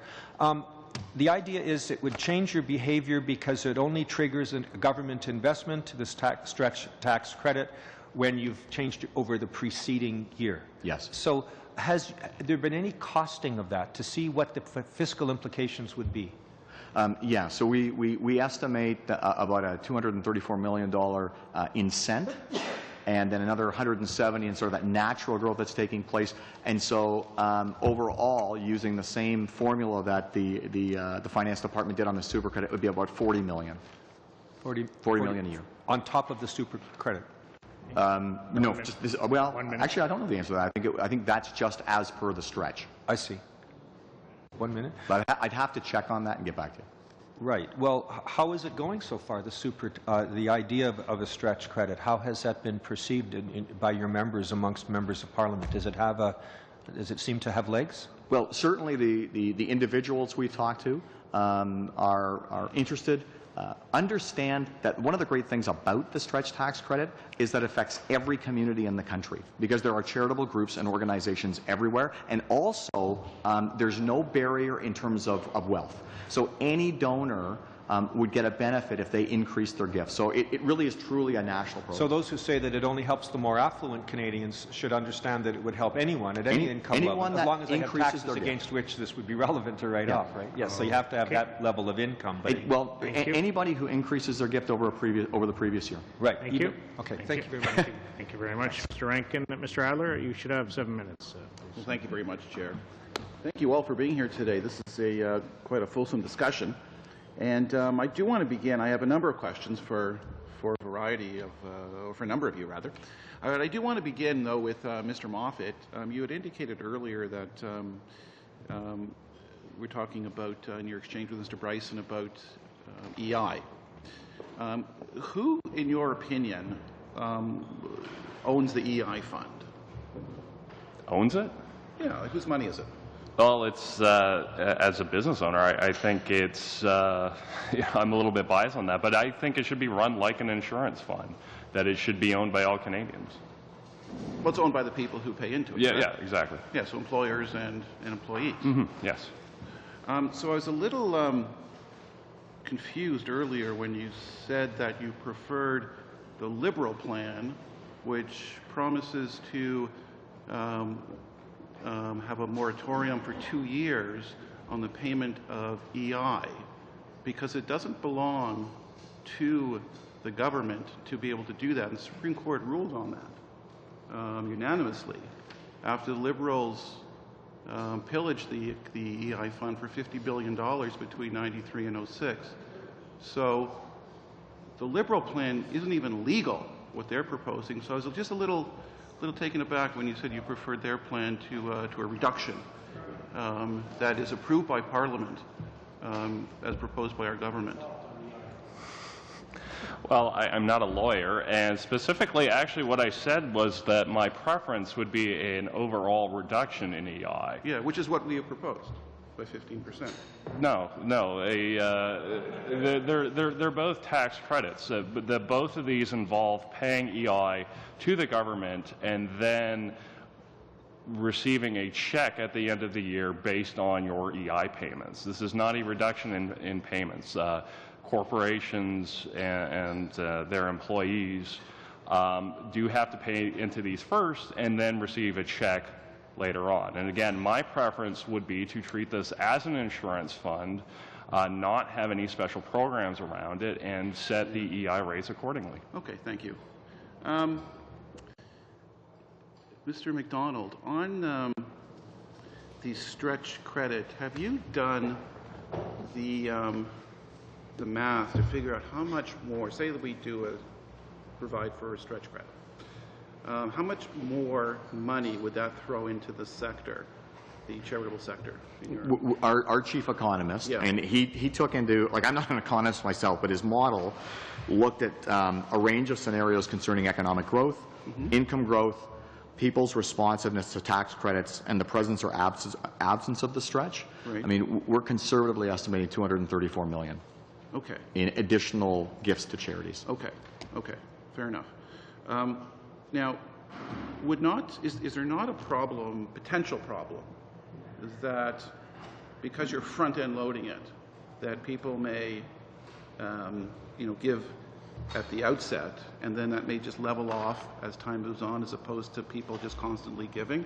Is that not a risk with the stretch? I suppose theoretically that's the case. Yeah. I mean, there's lots of Canadians who are, new entrants into the marketplace. There are lots of Canadians who it will take time for them to get to a place where they will stretch their giving. We see this as a long-term program to be able to help charities. So I think it's going to take time to even like really maximize this out. I think it's a great idea. Yeah. Okay. Now, Mr. Dillon, a couple of questions for you.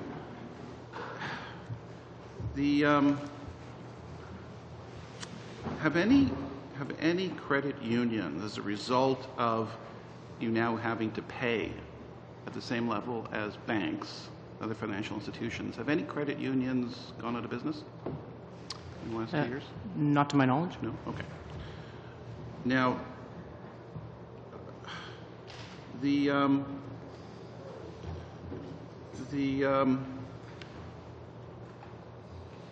credit unions typically have, if you took it sort of on a per capita basis, higher costs than banks would, because they operate in markets that aren't traditionally served by traditional financial institutions.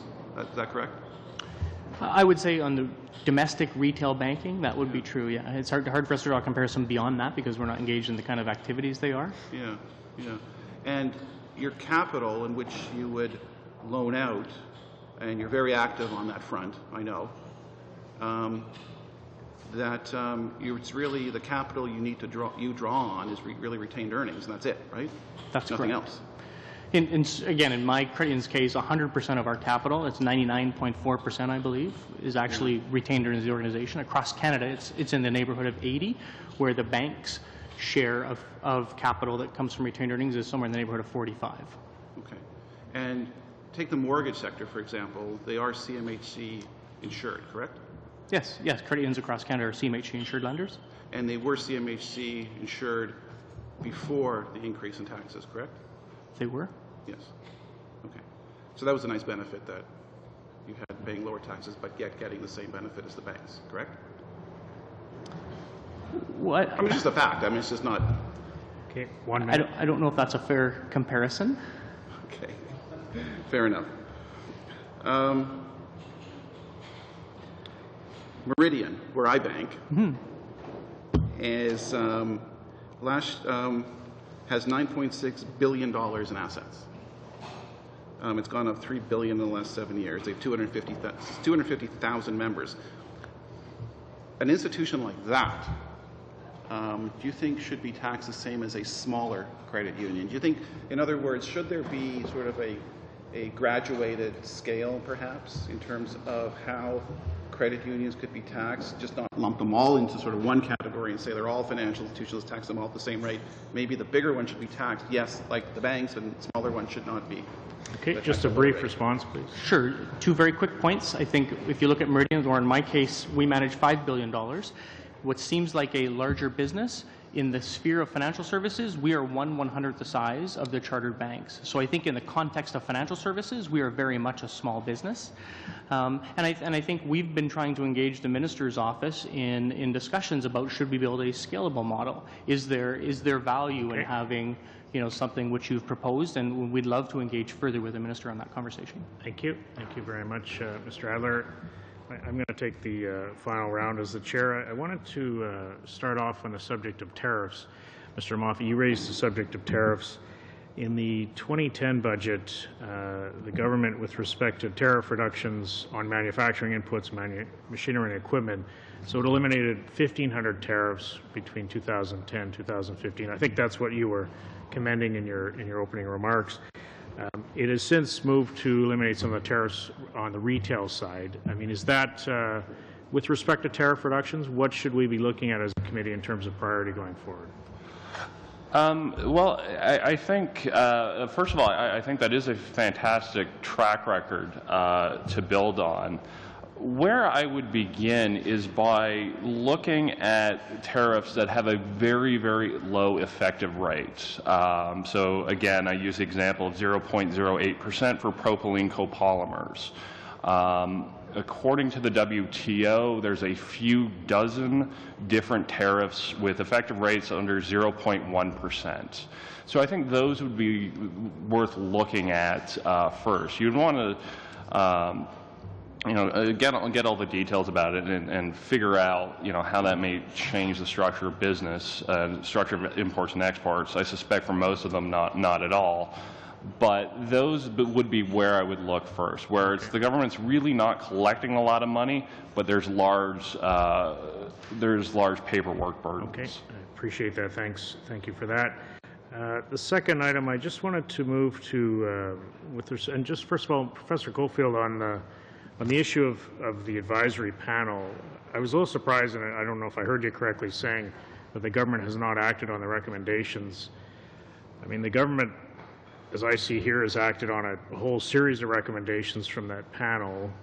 So perhaps I can share this with you and we can have a conversation offline or a conversation by email about that. But the government has taken a number of steps to implement the panel recommendations. I just wanted to point that out for your benefit and for colleagues' benefit.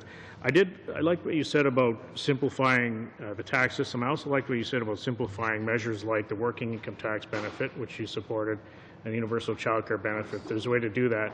And I'll add on to that point by saying, is there a way to simplify with respect to, I mean, some people call them boutique tax credits, but things this government introduced, for instance, the Registered Disability Savings Plan, which makes a big difference for families who have a family member with a disability. It makes a big difference for them. Former governments have introduced RSPs, RESPs. You now have pooled registered pension plan. You have tax-free savings accounts. So I certainly take the point that, a lot of middle-class Canadians look at these credits and get somewhat confused. And is there a way, perhaps, for the government to look at simplifying them all? They all service a definite purpose, though. RDSPs for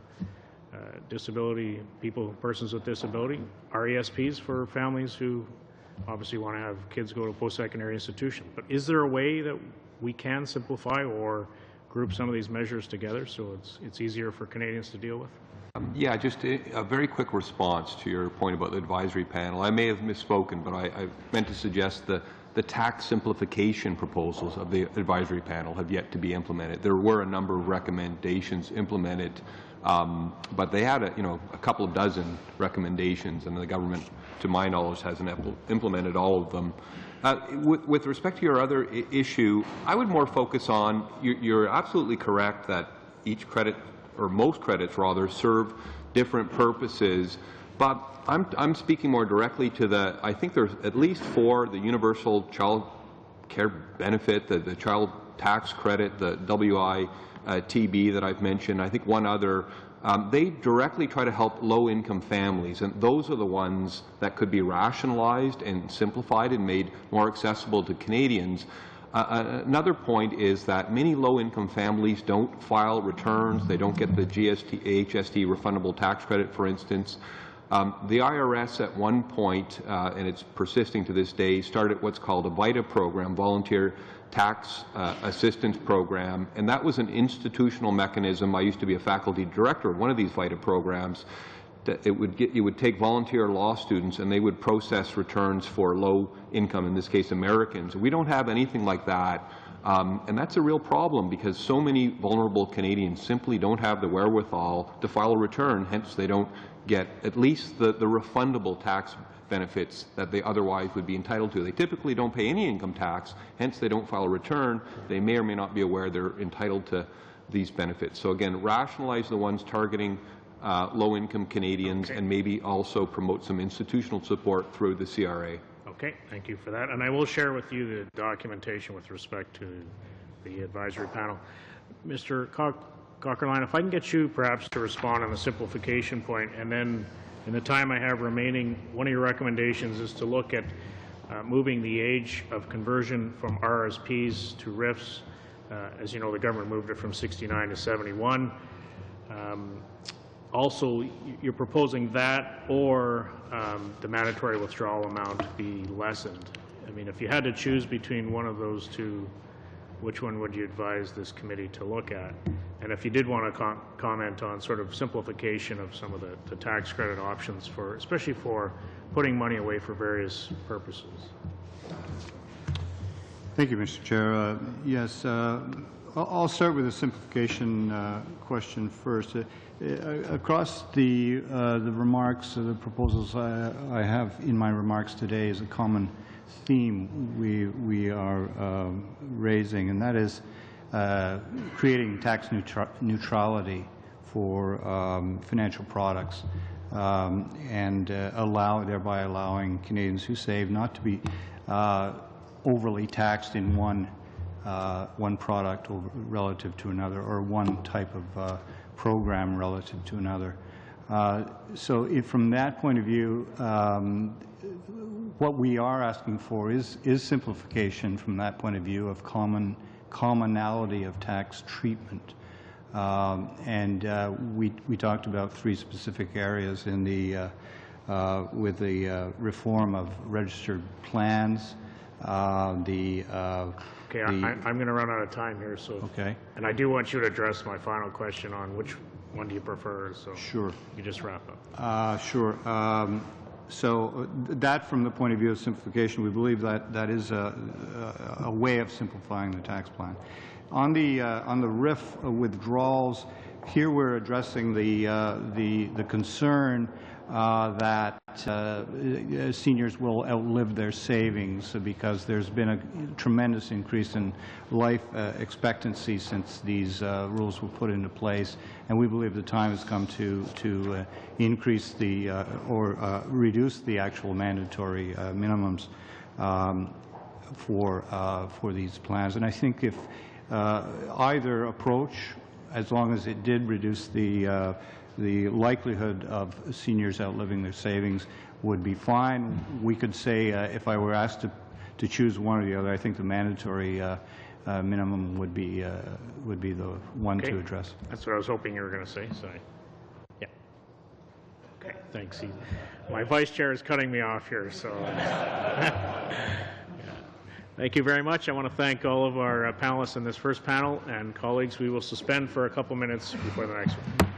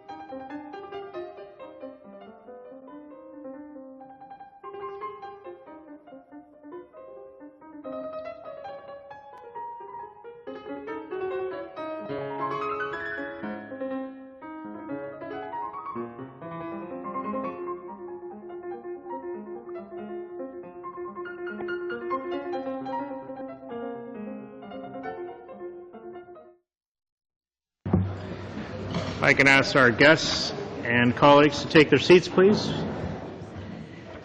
We are resuming meeting number 50 of the Standing Committee on Finance, continuing our discussions on the pre-budget consultations 2014. I want to thank all of our guests in our second panel for being here. We have, premièrement, Madame Brigitte Alapin. First of all, Ms. Brigitte Alpin. Robson, Assistant Professor from Carleton University. Welcome. We have two professors from Carleton. We have Professor Francis Woolley. Welcome to the committee as well. For the Conference for Advanced Life Underwriting, we have Mr. Clay Gillespie. Welcome. And from the Institute of Marriage and Family Canada, we have the Executive Director, Miss Andrea Rozek. Am I pronouncing that correctly? You are. Okay. Thank you all for being with us here today. You will each have up to 5 minutes for an opening statement. Et on va commencer avec Madame Alapin, s'il vous plaît, pour 5 minutes. Start with Ms. Alpin for 5 minutes.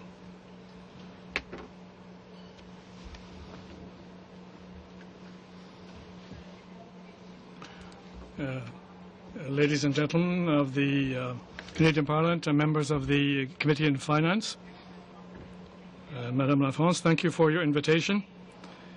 I've been invited to take part in the pre-budget consultations on the way we can improve our Canadian taxation system, our tax system. And what I intend to do then is limit myself to two proposals that I consider to be the most important. The first relates to private charitable foundations. I know that you have received in your iPad a table relating to private charitable foundations. I don't know whether you've had a chance to look at it. I would like you to be able to refer to it because I think it provides a very quick sum up of my point of view relating to private charitable foundations.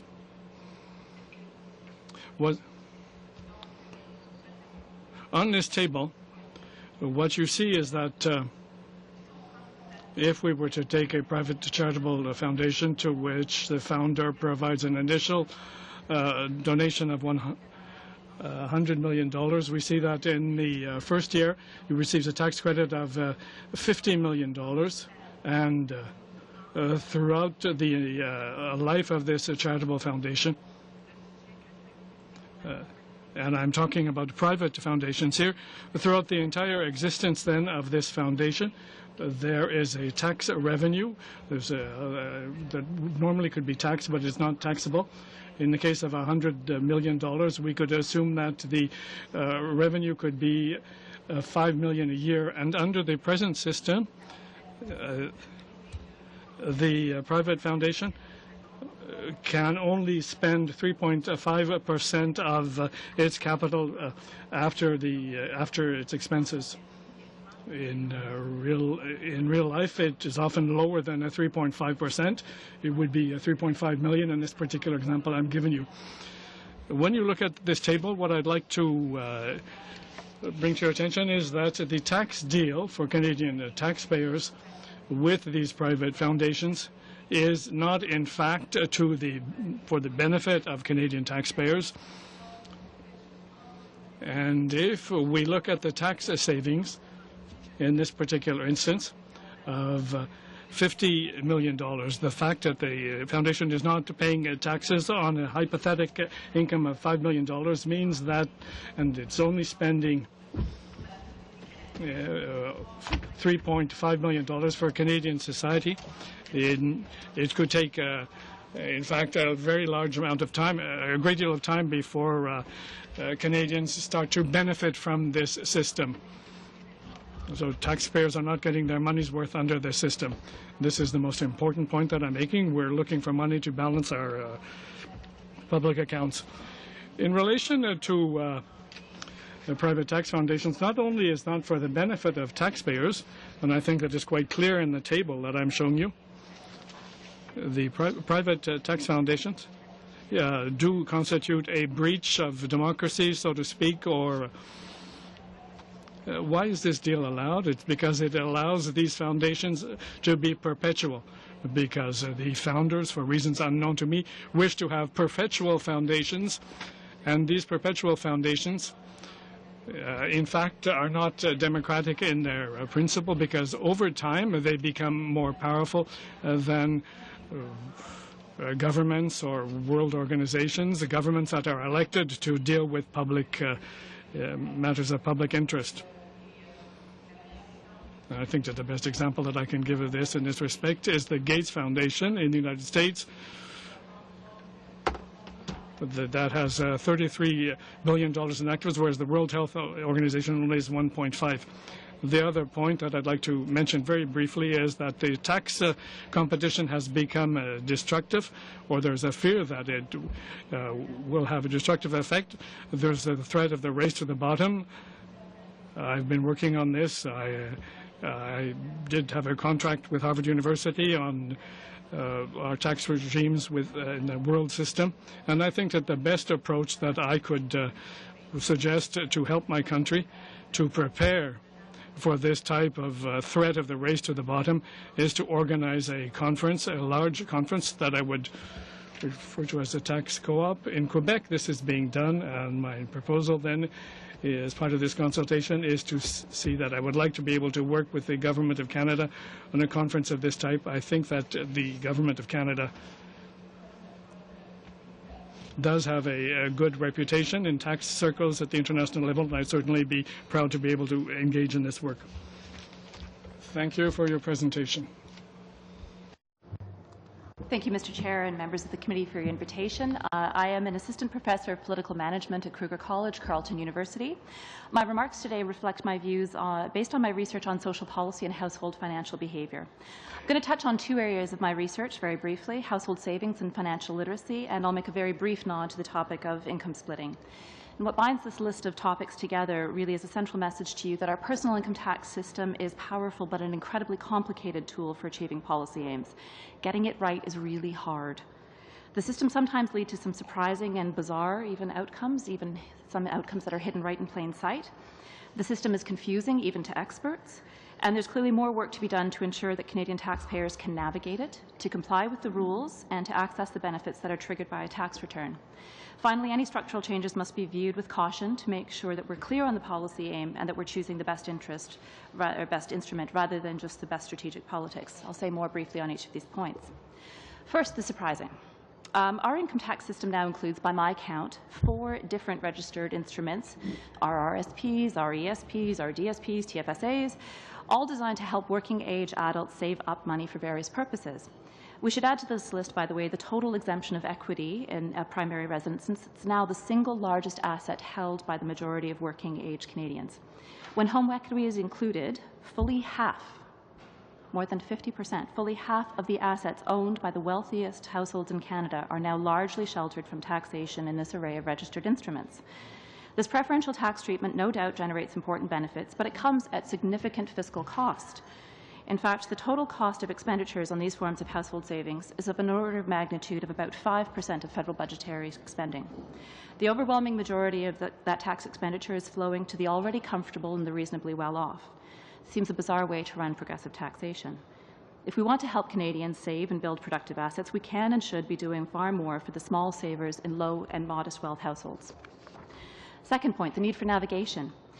2/3 of Canadian tax filers now rely on a paid tax preparer to file their return, and the available research suggests that while paying for tax filing services leads to higher refunds, it also leads to more errors. The government has already taken some steps in addressing this that I think are actually quite laudable. The CRA is making progress in developing a regulatory framework for for-profit tax filing services. The financial literacy leader will be coming forward next year with her national strategy on financial literacy. But we already know, of course, that financial literacy is not a magic bullet for tax compliance, for accessing benefits, or for ensuring household financial security. I hope that you'll also consider ways to support the capacity of the hundreds of non-profit and volunteer tax filing services in this country. These are groups like Entraide Budgétaire here in Ottawa. They're part of the Financial Literacy Action Network of Ottawa. Last year, Entraide filed tax returns for 2,200 low-income Ottawans, And through those tax returns, they will be able to access $1.3 million in benefits, like the working income tax benefit, the child tax benefit, and the guaranteed income supplement. In fact, CRA now administers 42 different federal benefits and monitors compliance on another 85 provincial benefits, all through the tax system. Groups like Entraide are doing yeoman's work in helping low-income Canadians file their returns, and I think CRA is right to leave the nonprofit and voluntary tax filing services out of their new regulatory framework.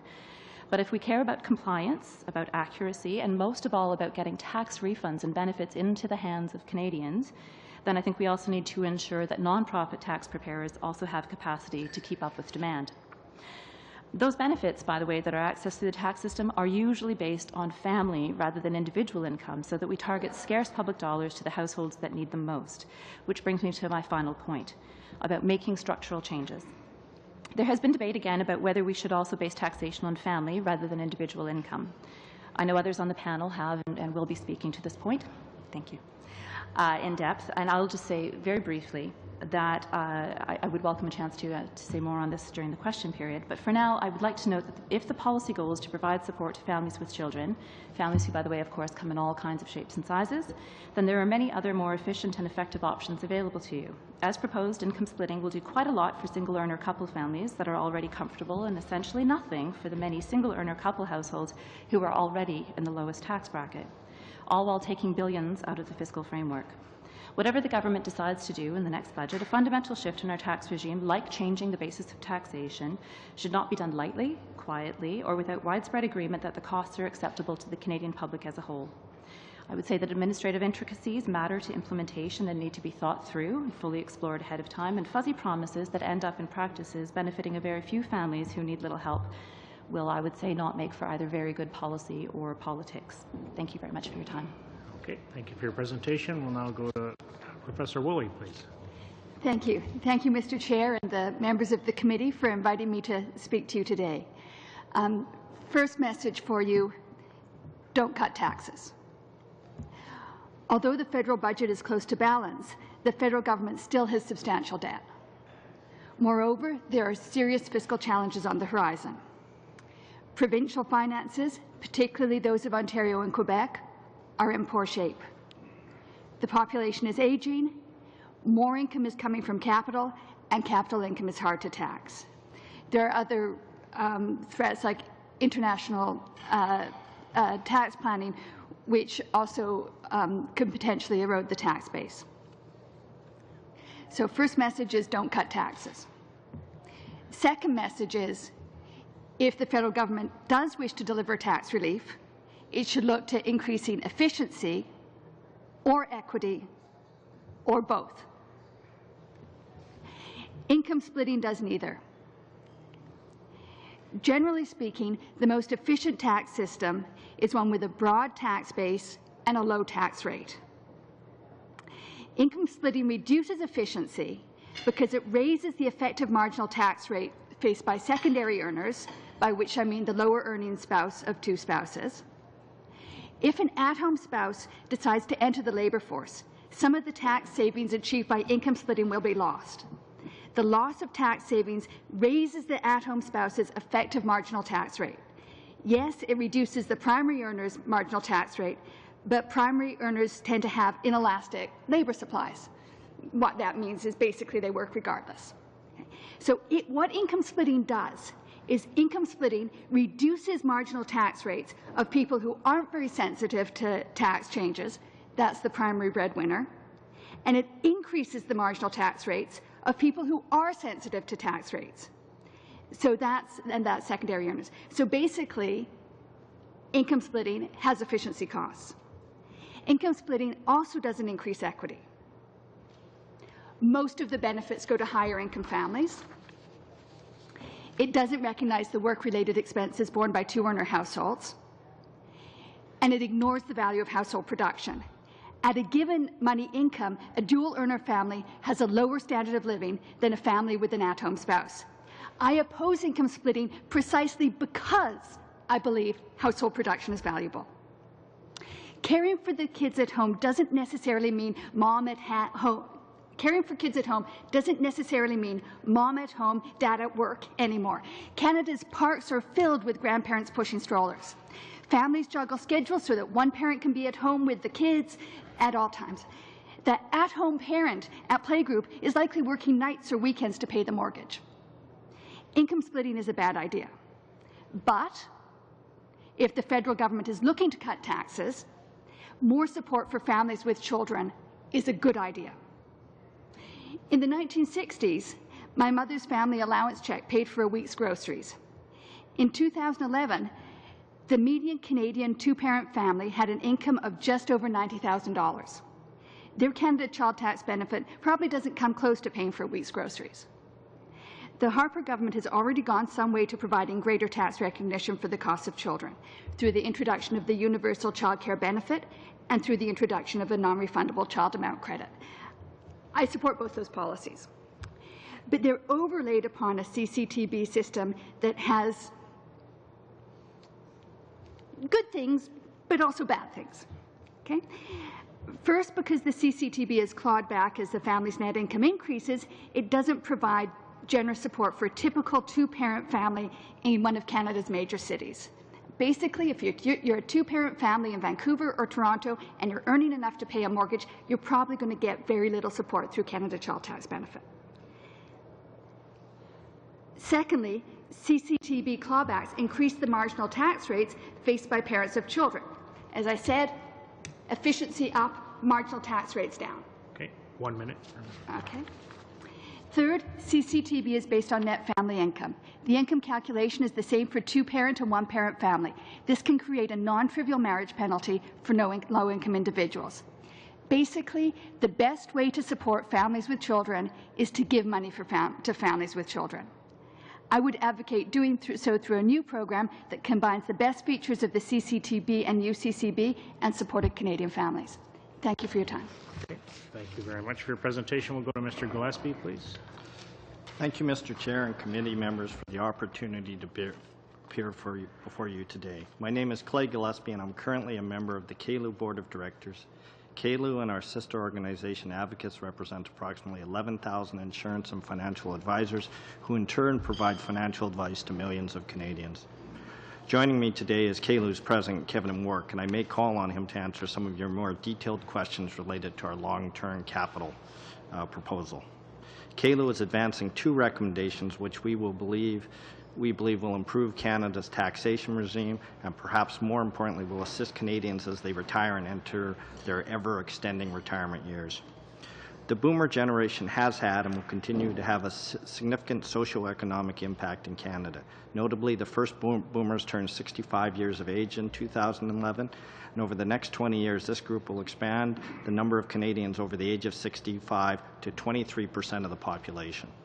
As Canadians retire in age, two of the greatest concerns are receiving quality health care and the possibility of outliving their personal savings.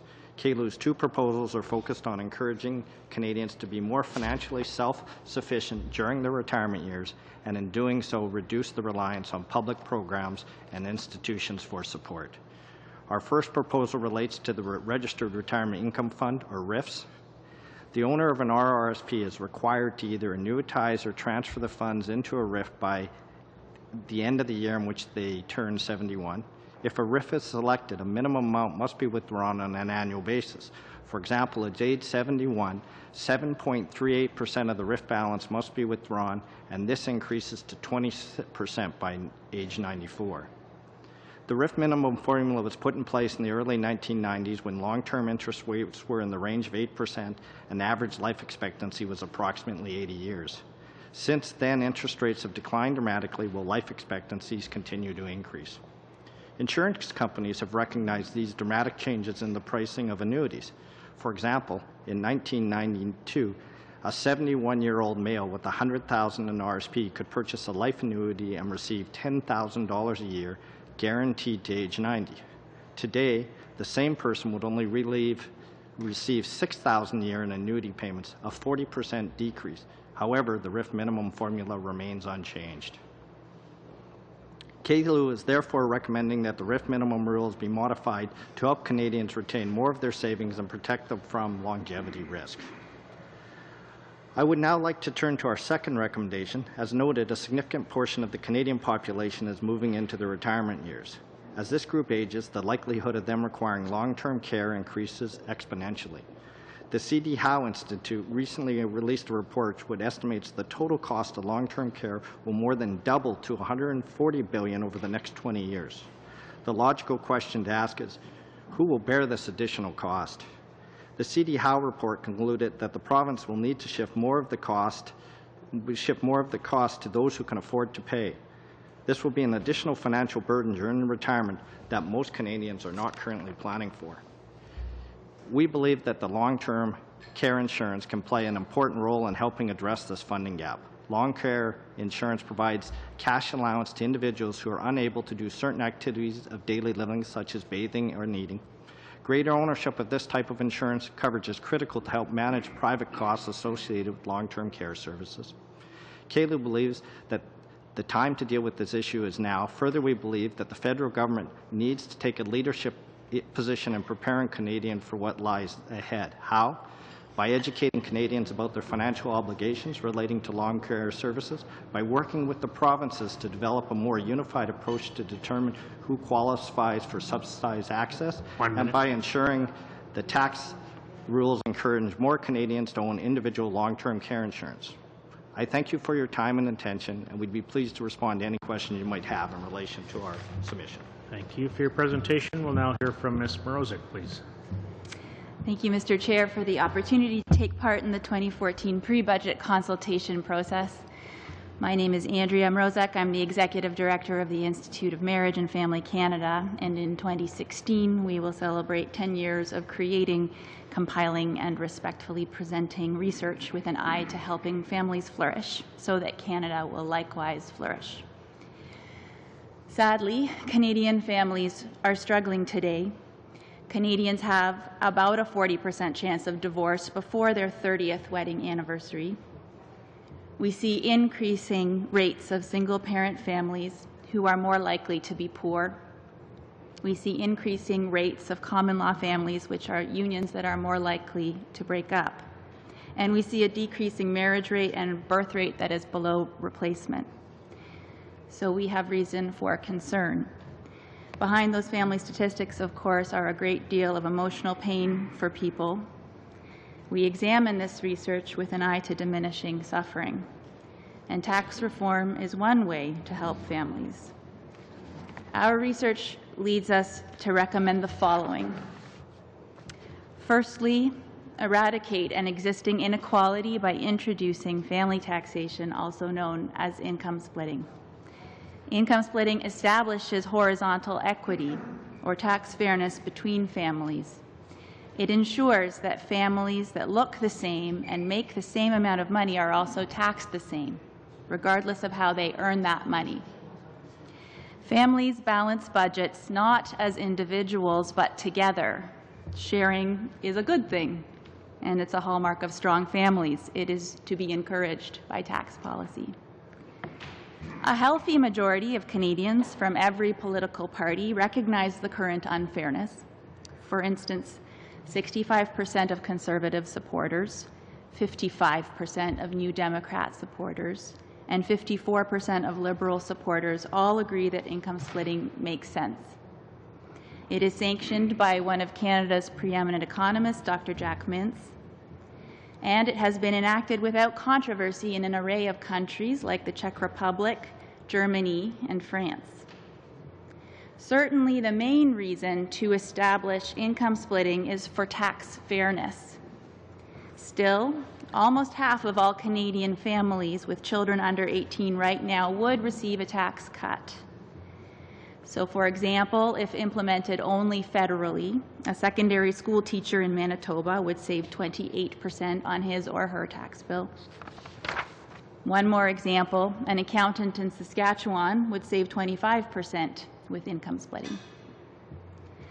So I believe we cannot look down upon those savings for average middle-income Canadians, which would only increase if income splitting were also offered provincially.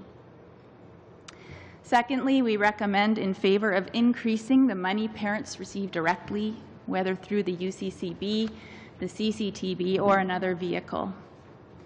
While we prefer the tax code be used to leave money in the hands of parents in the first place, a second consideration would be to increase the universal child care benefit, the child care tax benefit, or other measures. We believe that money in a parent's pocket, in a family's pocket, is what allows them to make the best choices according to their family's diverse and specific needs. Finally, we do recommend against the use of tax dollars to create a national daycare program, and it is with regret that I realize this comes about 2 weeks too late for the honourable members of the New Democrat Party. State-funded daycare, we believe, is extraordinarily expensive to do well. The costs only go one way, they go up, as we see in Quebec. Okay. 1 minute, please. Neither does state-funded daycare account for different family situations across the country. It doesn't help people who do shifts.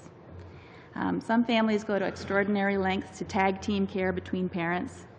If national daycare begins, those families may find other benefits canceled to pay for the one program that they do not choose to use. Importantly, across party lines, across gender, and across income levels, 76% of Canadians believe the best place for a child under 6 is at home with a parent.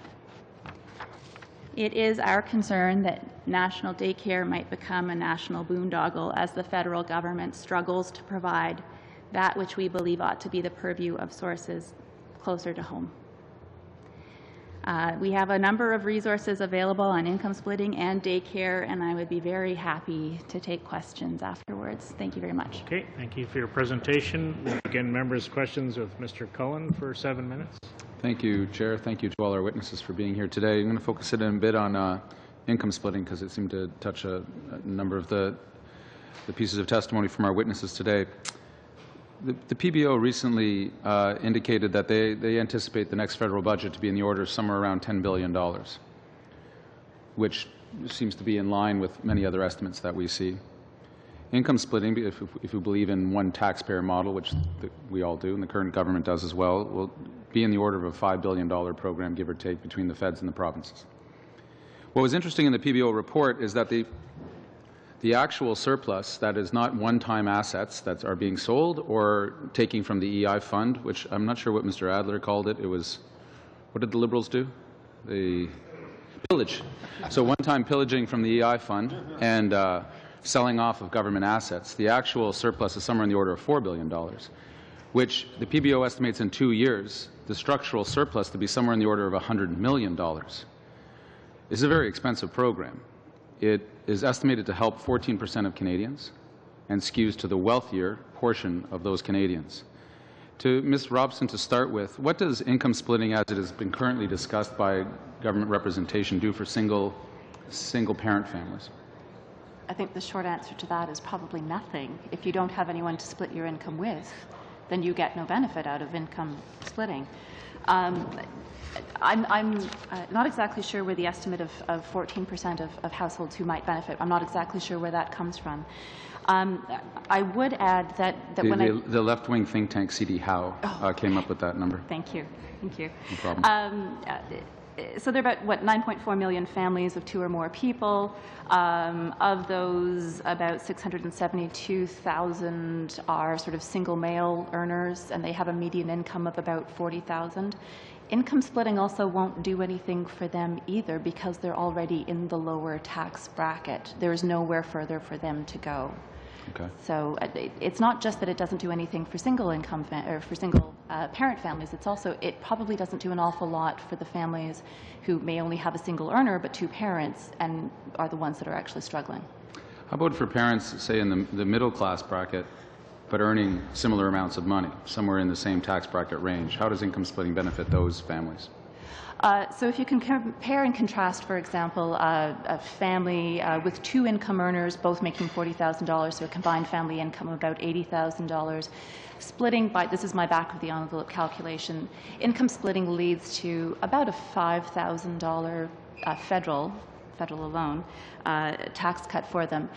For the couple making For the couple $40,000 each? making $40,000, sorry, for a one-income earner family, sorry. Yeah, so my question was to the first example that you used, a couple each making $40,000 or $50,000 each. Yes, so no, they get nothing out of income splitting either. They're already both in the lowest tax bracket. But Right, you compare it's- to one income earner Right. making $80,000, they're going to benefit. And I hate this term, the quote-unquote traditional household, where you have one spouse either earning a great deal more than the other, or a household in which there is no income being earned by one and an income being earned by the second. That's the target of this tax measure. And even within that target, you have to have sufficient taxable income Right. Among that So, earner right. to be able to drop a bracket or So more. if there is just one earner, that earner has to be earning quite a bit in order Correct. to realize. And the more that you earn, the better the benefit goes. Is that not correct? Yes.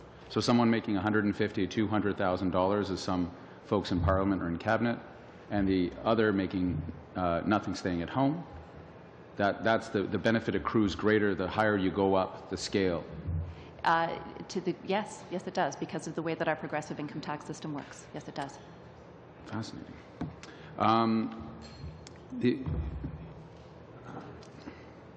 A number of developed OECD countries are seeking to increase productivity and increase particularly women's participation in the workforce. Yes. This is particularly identified for those countries that don't have a large or a growing population, natural growth population.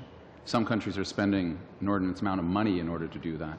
What has the experience been like, and this is to Ms. Woolley or to yourself, Ms. Robson, if you have information on this, what's the experience been like with just the child care program that's been brought into Quebec with respect to women's participation in the workforce? I think maybe I'll turn to Frances. Basically, anything that reduces the cost of childcare will increase female labour force participation. That's very, very robust finding. I should also say there's two issues. One is the cost of childcare. The other is the availability of childcare, and both dimensions affect labour force participation. And labour force participation is one of those indicators that we use to describe the health and robustness of an economy?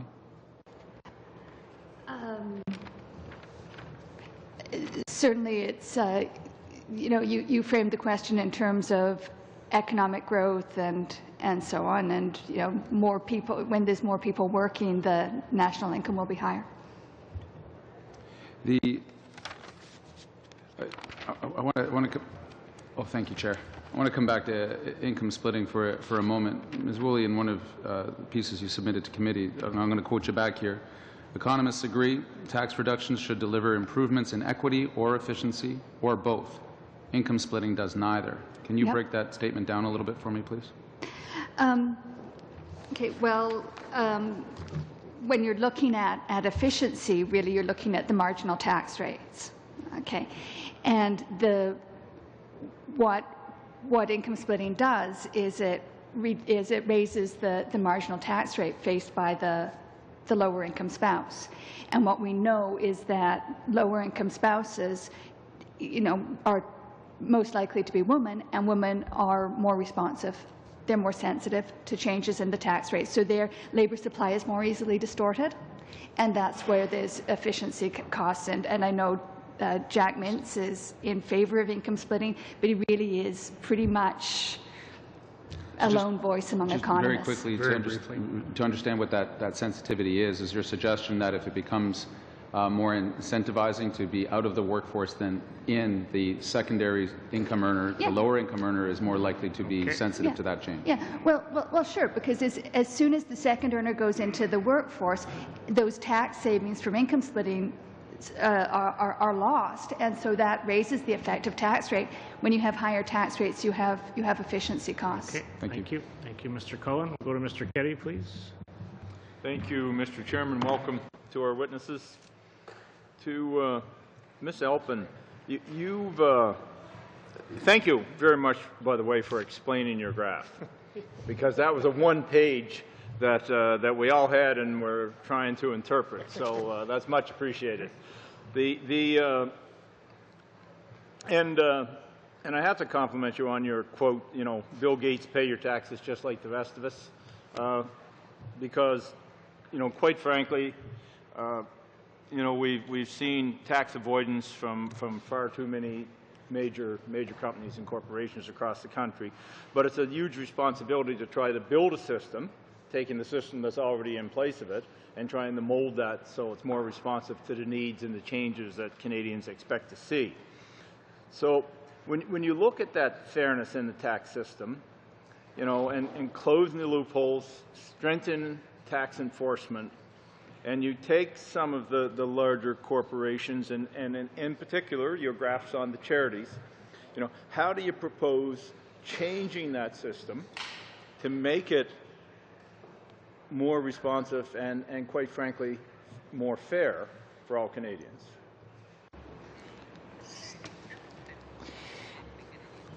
Okay. Très bonne question. Very good question, clearly. With regard to private foundations, it's simple, it's easy. I believe that the simplest way to proceed, finally there's a simple way of doing things, is to increase the charitable requirements for private foundations.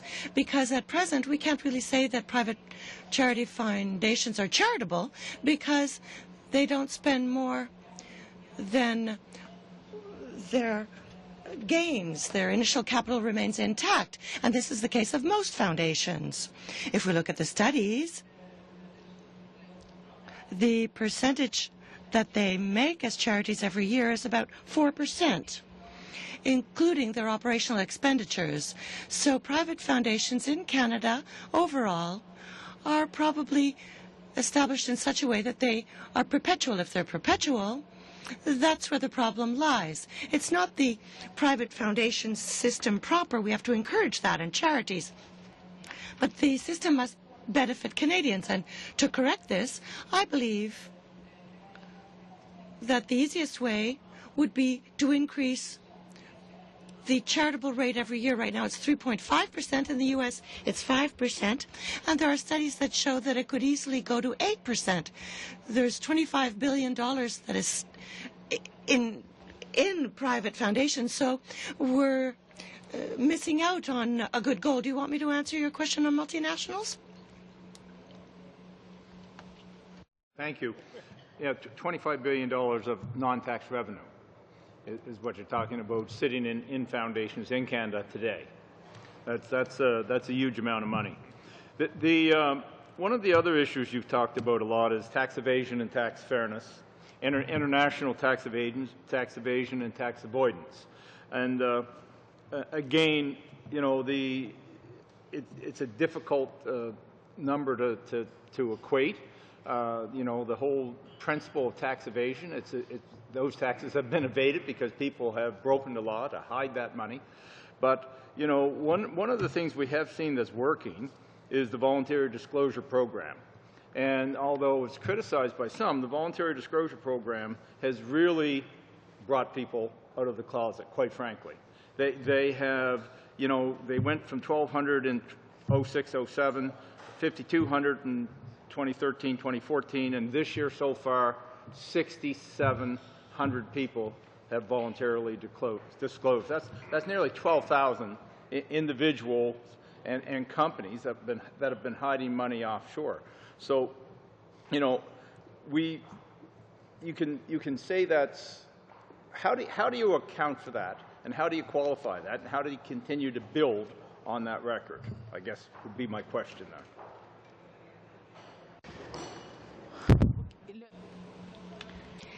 The voluntary disclosure program, well, there are things that we must constantly improve upon, but I think it's a good program, and I'm pleased that the government is doing this. That is federal and provincial.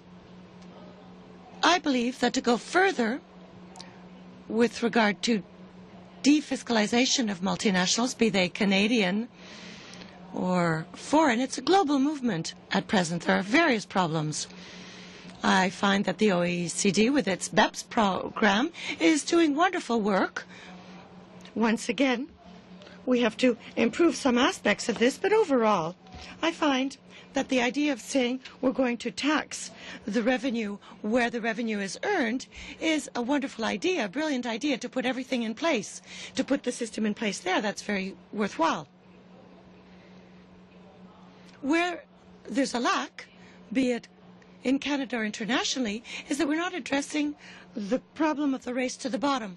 We're not really dealing with that. We believe that countries will act differently. We're talking about perfect competition that allows us to make decisions amongst ourselves.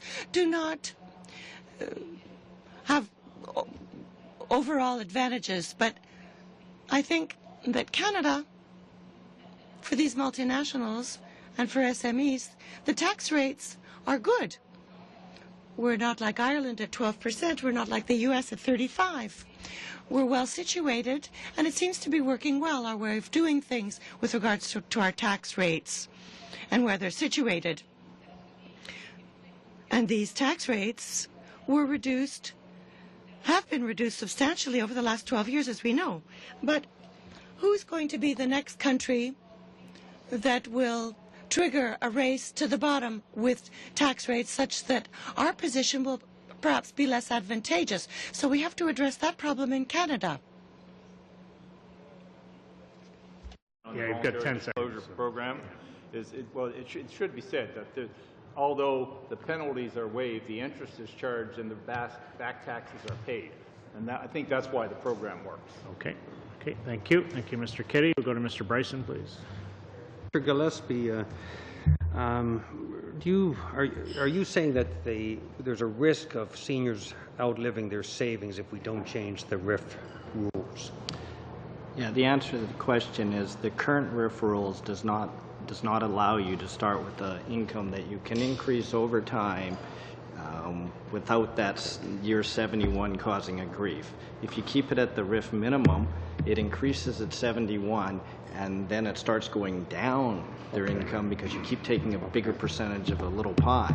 And so that age 71 just doesn't allow for that levelized income over time. Okay. Thank you very much. Given that we're told that it costs less often for people for seniors to stay in their own homes, or to help assist seniors to stay in their own homes, than for them to go to nursing homes, as an example, or long-term care facilities, could long-term care insurance actually save governments money by helping people afford private caregiving in their own homes and stay in their own homes for a longer period? That's the whole idea behind long-term care insurance, is to allow people to give a choice to where they want to go and be able to afford what they want to do and not rely on the government to do it for them. And there'd be real fiscal benefits for cash-strapped provinces. Well, anytime somebody's at home paying it for himself, they're not going to have to pay for it in a hospital or in some kind of long-term care facility. Thank you very much. Ms. Mrozek, your organization believes that society benefits from people living in supportive married unions? Society benefits from marriage, yes. Yes. Why were you opposed to same-sex marriage? Well, if society benefits. I was not present for that debate. I've been at the Institute of Marriage and Family Canada for 8 years, and the debate around same-sex marriage predates that. This particular gathering is, I would be happy to discuss that with you, but this particular gathering is to discuss taxes and income splitting. Sure. Did you write an article supporting the banning of same-sex marriage via constitutional amendment in 3 U.S. states? Did I write? Yeah. No, I did not. No. And did your organization oppose or rather urge Canada to reject a UN declaration opposing the criminalization of homosexuality? No. It didn't? Oh. No, it did not. That's news. Point of order, Mr. Harris, please. Mr. Chair, this is a Finance Committee, and I think we're here to discuss the financial health of our country, and I'm sure Mr. Bryson has some individual points he'd like to get across, but perhaps he might want to tailor his questioning of the witnesses a little bit more to the issue at hand. Thank you. Okay, thank you, Mr. Harris.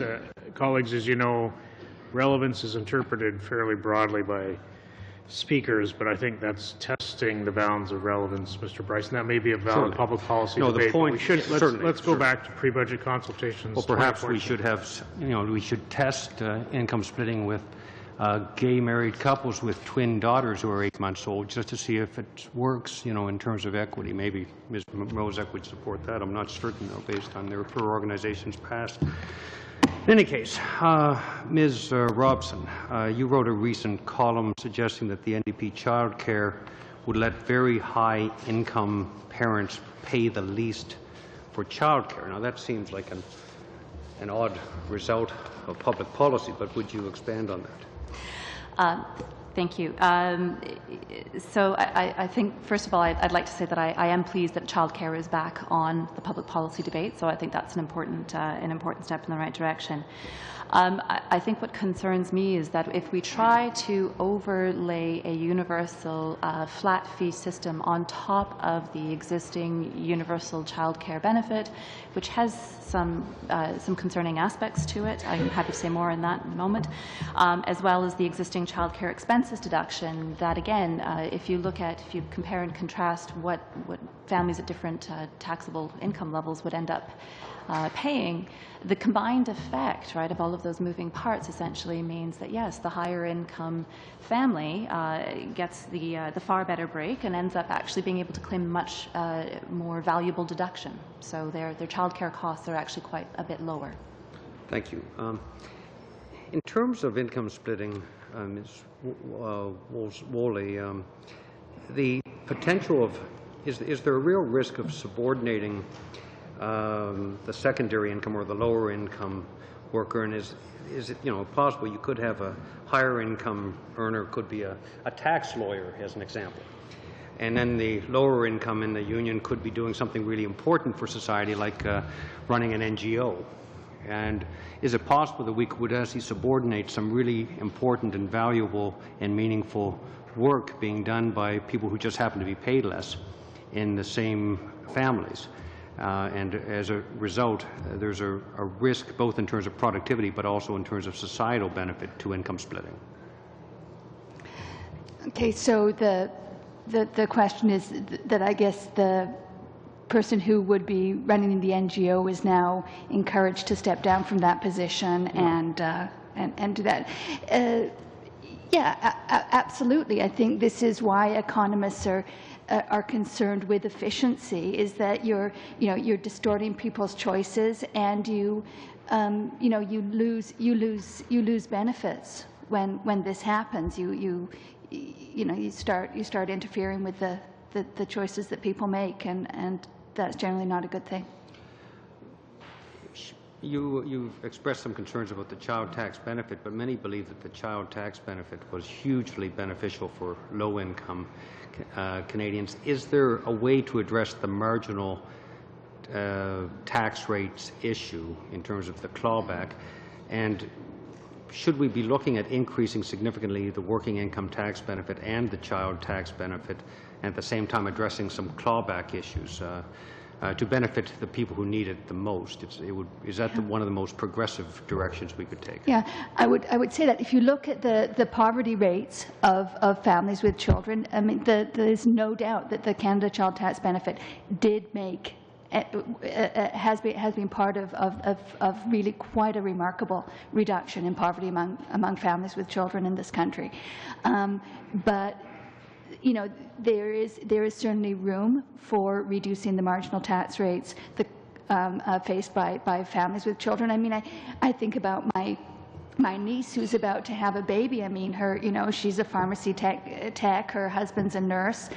They're in Vancouver. I mean, I'm sure their household income is well over $100,000 a year, but it is pretty hard for them to get by, and they're going to get very little from the Canada Child Tax Benefit.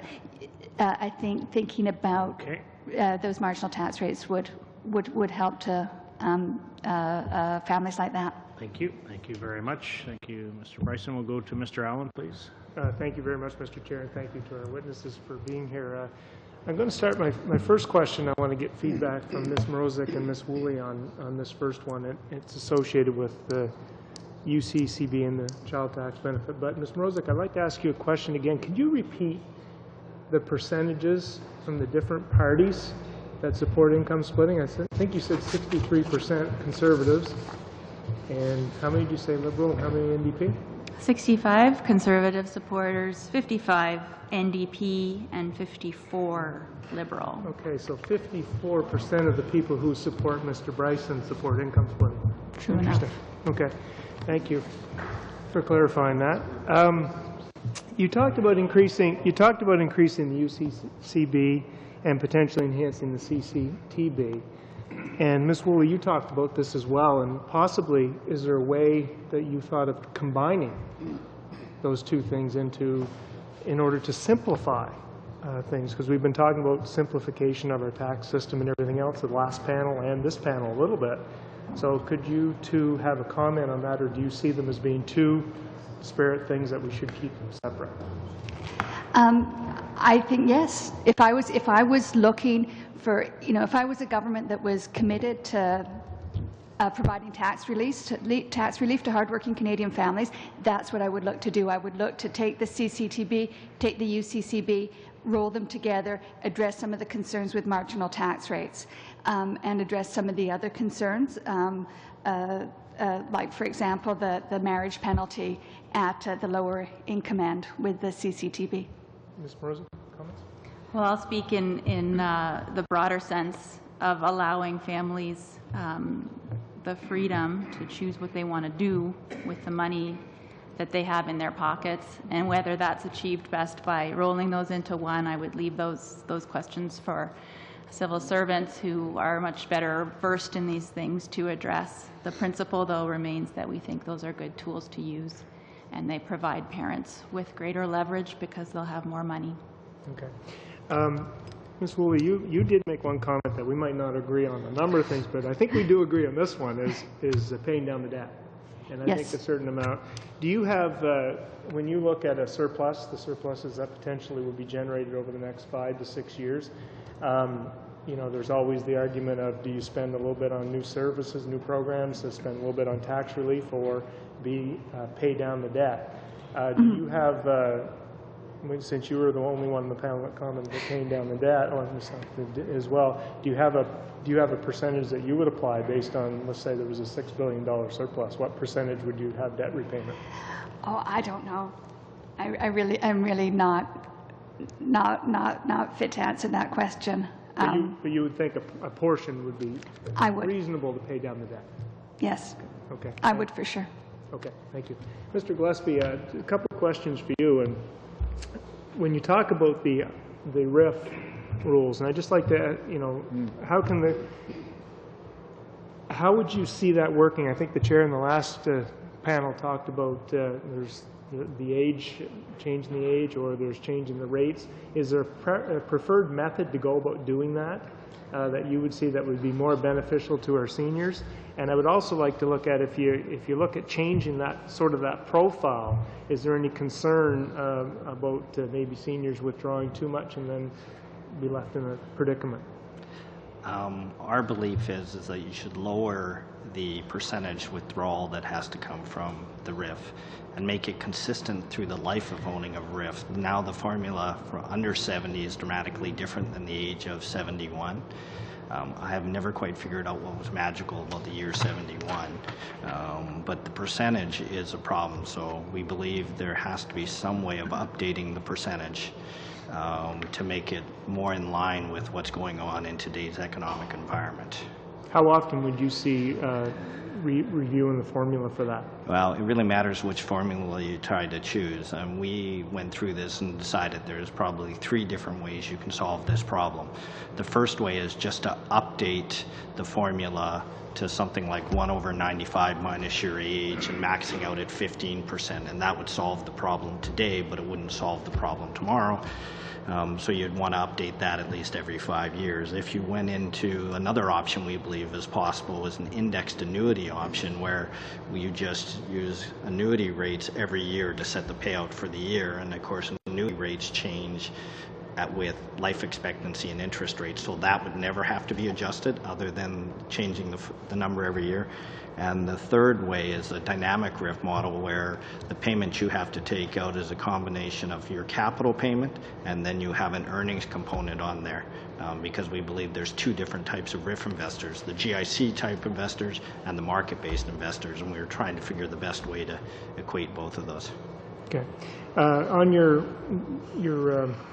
recommendation with respect to the long-term care insurance, and you offer two options there as well. Yes. Is there a preferred option? And the second question that goes along with that is, providers of this insurance, is the market broad enough of providers for the long-term care insurance, especially when so much of this is part of provincial responsibility? And to the point that was made before, it'd be great. We want to keep people in their own home, and that would be fantastic. But a lot of us, we have our seniors' homes and we have other things, so there's a lot of people that are using those provincial services. How broad is the insurance market for long-term care? I'll answer that question first. And we know that there are insurance providers that aren't going into the market the way it's structured presently and will go into the market if it was a more dynamic market. And so if there was some kind of tax incentive to allow the purchase of a long-term care product, you will see an enhancement to the market, in our opinion. As for which of the two solutions, and you didn't ask me for that for the RIF one, interestingly, but as for the long-term care, we think both have merit, but the second one would seem a little more easier to administer, and that's taking the withdrawal out of the RSP and using that to pay for long-term care. Okay. Okay. Thank you. Thank you, Mr. Allen. Colleagues, we should probably go to 5-minute rounds, I'm suggesting. So, Mr. Caron, s'il vous plaît. Merci beaucoup. Je vais commencer avec... Thank you. I'll start with Ms. Alpin. With respect to your documentation, I'll start with the second. You didn't have the time to elaborate, but you talked about the race to the bottom. When it comes to taxation, this makes me think of some news that the acquisition of Tim Hortons by Burger King, and people talked about a tax inversion in this case, and people said the Canadian corporate tax system was probably at the level that might be described as a tax haven. Is this the point that you were trying to make? And can you tell us what the impact would have on the Canadian tax system in general and the international one? Thank you for your question. Yes, I appreciate that I'm able to elaborate a bit on this point. When I started studying these questions, that is, the adaptation of tax systems to globalization, Canada had not yet taken a stand in 2004, 2005. Canada had not yet indicated what type of tax competitor it intended to be. And I have to say that I'm rather surprised to see that Canada has been reacting in this particular way when faced with tax competition, and is becoming a significant tax competitor with the United States. When it comes to the statutory rates, when it comes to effective rates or real rates, it's even more drastic. I've had the opportunity to work on files relating to multinational corporations, what the actual tax rate that these multinationals were paying when there was tax inversion. You know that in cases of like Ireland, for example, in Canada, people talk about a Canadian club where a multinational is given the possibility of having a tax inversion, and the rates are comparable with certain types of tax havens. And this is followed by the advantageous use of certain systems for research and development. It may be that Canada is in a rather surprising situation. It didn't seem to me that Canada needed to make use of its tax regime in this way in order to attract capital.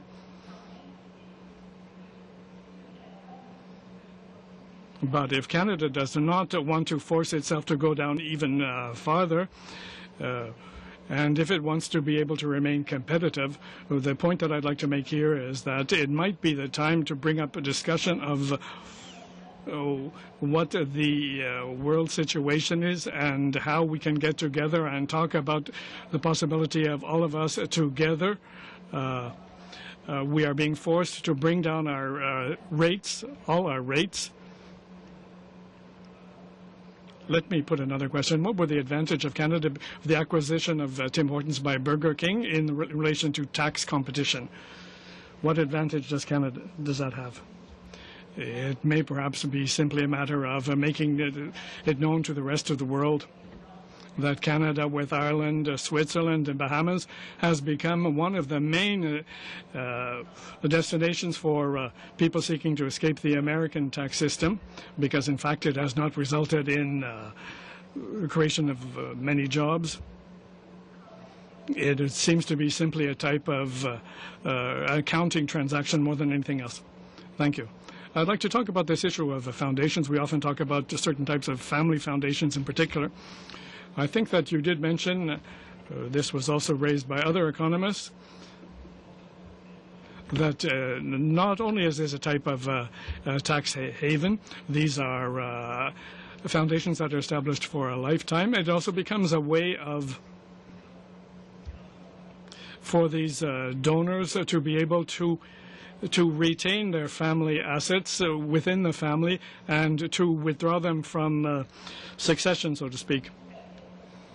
Do you have any comments to make there? Yes, these private foundations, it seems to me that an example that is illustrative of this, this is to indicate how this system has been completely distorted. A Canadian, for example, could use all the tax mechanisms in Canada for a multinational corporation, and during the existence of this multinational corporation would pay very low rates. At the time when it sells these shares, then an example, if they were to sold for $2 billion, then could decide to put $1 billion in a private foundation, and in this way they would not be paying any taxes on the tax credit, and through the retirement becomes known as the philanthropist. Thank you, Chair. Thank you all for coming here this afternoon. I want to just follow up, if I could. Madame Elapine, I got that right? Elapine, thank you. Something Mr. Keddy was alluding to and talking about was the volunteer disclosure program. And we all know that there are people that do avoid taxes. And we should clarify that avoidance is really legal. It's when evasion takes place, when people through illegal measures. So that's a good clarification. Our government has been involved with a number of programs, aggressive programs to stop evasion and even avoidance. We've closed these loopholes. Is it safe to say that these measures are the reason why so many have come forward in that normally would have maybe hidden the bushes? Is that a safe analysis? As I said previously, this voluntary disclosure program, certain items that we noted in the past, certain elements that could be improved, but generally speaking, it's certainly working very well, and it's important to find these people who do avoid taxation. And this is a system that has been used in other countries as well, and it is functioning. The problem then is that while these particular taxpayers are being tracked down, at the same time, Canada is allowing multinationals to do exactly the same thing in tax havens and to do this in a legal way. This, I think, is difficult to reconcile.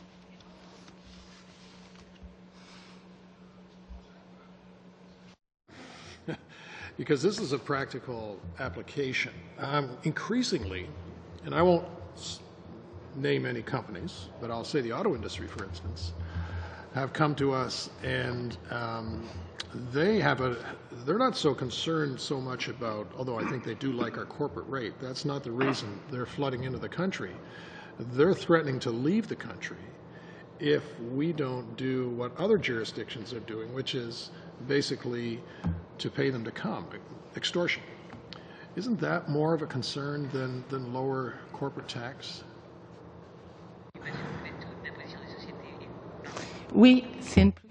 Yes, I would say that is a greater concern, and that is why in the final analysis, once we have gone through all these stages, we discussed the various stages of the defiscalization of multinational companies, and we talk about tax competition.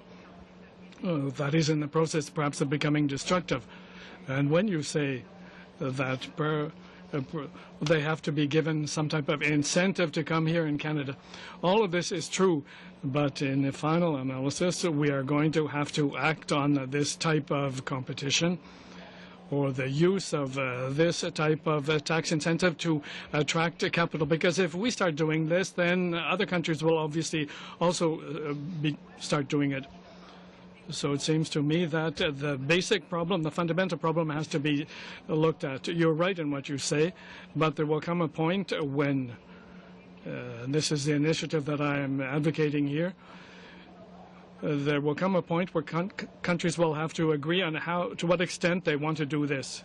In the United Kingdom, you may know, for example, that they reduced the tax rate in the UK, and already the tax authorities in the UK are afraid that other countries are going to perhaps do more, and they're going to have to bring their rates down even more. So it would appear that there's a desire to remove corporate taxation, and we're going to have to do something about this. We do have a looming problem in this country. It's not so much our lower corporate rate, but the problem is that other jurisdictions, I'll speak specifically United States, Mexico, are enticing companies to come, and they're virtually bribing them to come. And wouldn't you agree that that's more of a problem than our lower corporate rate, though? I guess I want to answer yes or no whether that's true. This is a problem in Quebec. This is a problem in Canada. It's an international problem nowadays. I recognize that is a problem, and it is at the international level. When we made the first announcements of the tax system, we were proud to be the country. We said that as a result of these tax reductions, we were probably the country that was the most competitive when it came to taxation, and now we are starting to get worried about the other countries and what their reaction will be. There will be a point then, and some of us are going to have to try and tackle this question at the very basic level, the fundamental level, that is the destructive effects of this type of tax competition.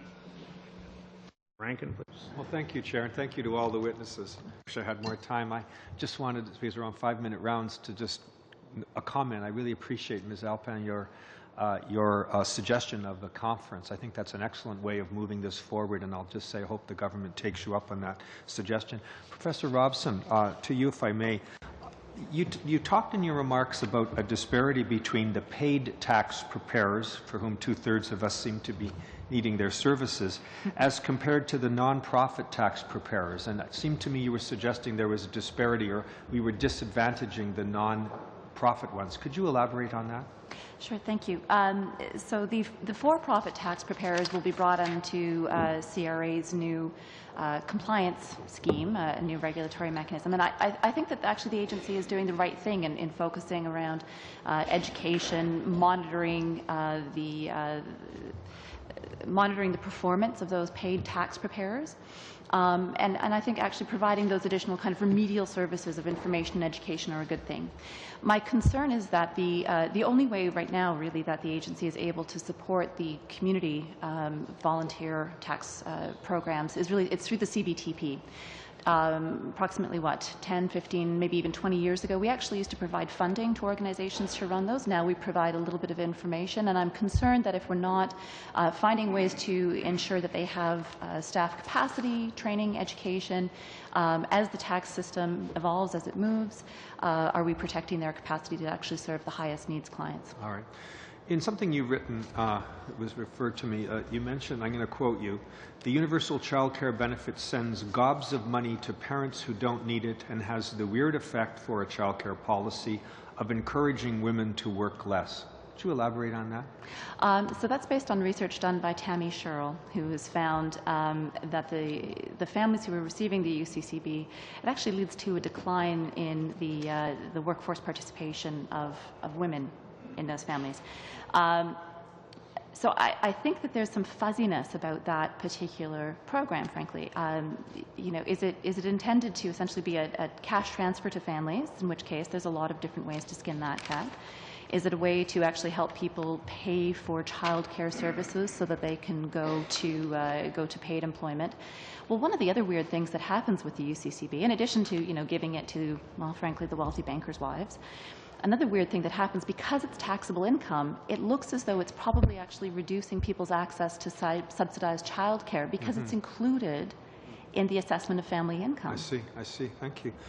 Professor Woolley, you made a comment that I just thought that cried out for some elaboration. You talked about the CCTB, the child tax benefit, creating a non-trivial marriage penalty. Yeah.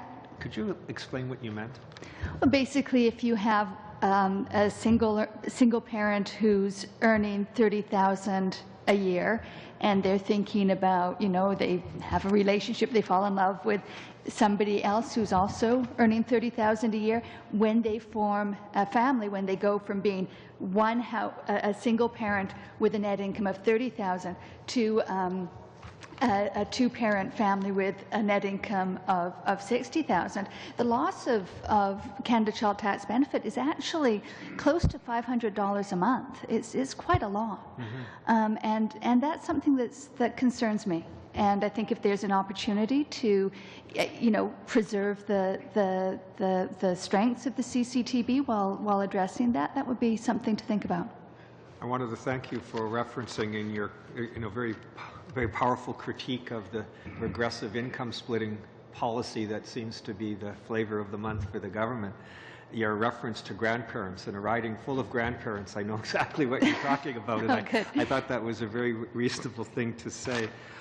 Back, if I may, just to you, for a very small amount of time, Professor Robson, that I have remaining, you talked about that we could tax on the basis of families versus the way we currently do on the basis of individuals. I think if I understood you right, you were positing that as a theoretical possibility. Is there such a program in other parts of the world where families are taxed as units as opposed to individuals? There are jurisdictions. I think one of the other witnesses named a few. I'll speak very briefly about two very short examples. So France does have France does have family taxation. However, they also have a very different approach to taxation. They tax capital. They tax wealth. They pay families to have a parent stay at home for 5 years, and they have female labor force participation 10% lower than here in Canada. In the U.S., they give people the option. Do they want to opt to be taxed as families or taxed as individuals?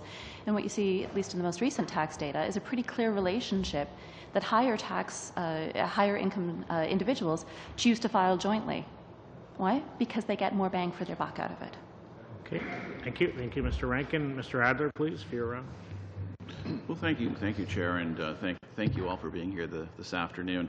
We never really have enough time to explore in full detail all the subjects and topics that we would like here, but I would like to begin by, and I know everybody around the table would certainly agree with the fact that you know, our government has a strong record of combating international tax evasion and getting tough on tax cheats. In fact, from 2006 to March 31st of this year, the CRA has audited over 8,600 international tax cases, identifying over $5.6 billion in additional taxes that are now being collected. Moreover, the Economic Action Plan of 2013 introduced a number of new measures dedicated to offshore compliance activities and an investment of $30 million over 5 years in support of their implementation. And Economic Action Plan 2014 has introduced even more. In fact, since 2006, our government has introduced over 85 measures to improve the integrity of our tax system, and it's to their NDP and Liberal discredit that they voted against every single one of these measures. My question for Ms. Le Pen, would you not agree that that is a step in the right direction? Oui, c'est un bon dans la base. Yes, it is a step in the right direction. However, I have two remarks to make. There was one that I already mentioned. It is my view that the tax system is sending out an ambivalent signal when, on the one hand, it has extremely tough investigation measures, measures that are very difficult for individual taxpayers who may be in tax havens, and on the other hand, when it sets up a tax system where it is illegal for multinational corporations to be in such tax havens. This is my first remark.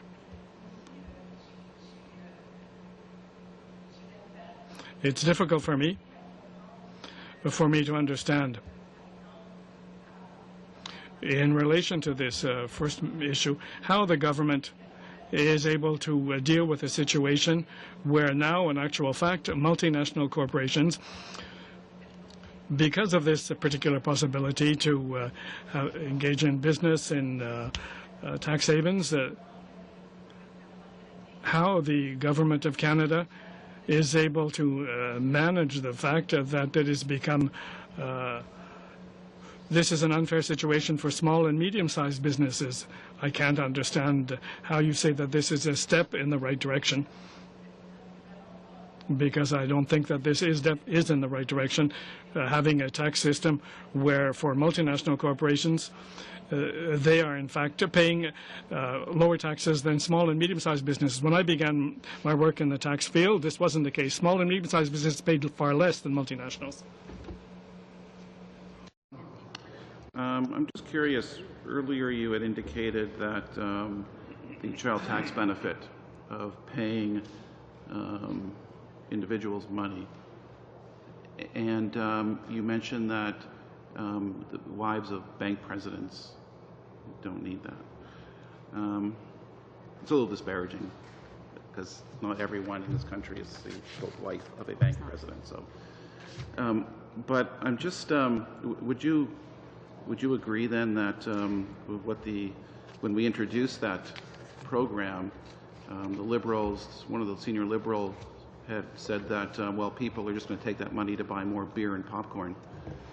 Is that a comment that you would agree with, or you would say that's just a silly thing to say? 1 minute. So if I just sit here in silence and run, no. So to be clear, I think the reference to the wealthy bankers' wives is actually kind of a historical one in terms of the policy debate around how do we support families in this country. And it's one that goes back to the mid-1990s, talking about we had a system of universal child allowances, and there was criticisms about that. So it's more of a historical reference. With regards to the comments made by one particular, I don't think we actually know how families are using the UCCB. I can't comment. Okay, I can't comment on how families use it. Fair enough. Ms. Woolley, just quickly, you wrote a paper in 2000 called "Control Over Money and Marriage." Very quickly. Yes. Based on the debate today in terms of income splitting, would that have changed your conclusions in that paper at all? Okay, just very briefly, Professor Woolley. No. Okay, thank you. Thank you for that brief response. Mr. Harris, I understand you have there's one more 5-minute round. You have a question or two. All right. Thank you, panel. I just want to be clear that in my mind there's a clear difference between what we would call tax evasion or tax avoidance, and tax benefits and tax allowances. One is bad, the other is good. I always believe that if a Canadian were to do all of the things that they should do to try and earn a good living, such as get an education, work hard, handle their money in a prudent fashion, and if they make a good life for themselves, to the extent that the chances are very slim that they would ever be dependent on the government, that maybe they should have some sort of a reward, a small reward to do that. And that's what we call tax breaks for Canadians. Now, over the last 8 years, our government has lowered the average tax to Canadian families by, I think, about $3,600 a year. I would suggest that the average Canadian family, middle class, does not put that $3,600 a year into a sock somewhere every year and just let it sit there. They put it back into the economy because they buy things. And that's good for the economy. And as a matter of fact, for every dollar, just at the bottom line, for every dollar in tax breaks that the federal government gives to a Canadian family, they reap just on the basic level 5 cents on every dollar that's put back into the economy. So it only has to turn over 20 times in the economy, which could happen in a day, and the government has that dollar back. And that's good for the economy. So, so some panelists here today think that tax breaks for Canadian families or for working Canadians is not necessarily a good thing. I would like to argue that it is a very good thing, and we should do whatever we can to support it, because it doesn't stay in a sock. It gets put back into the economy.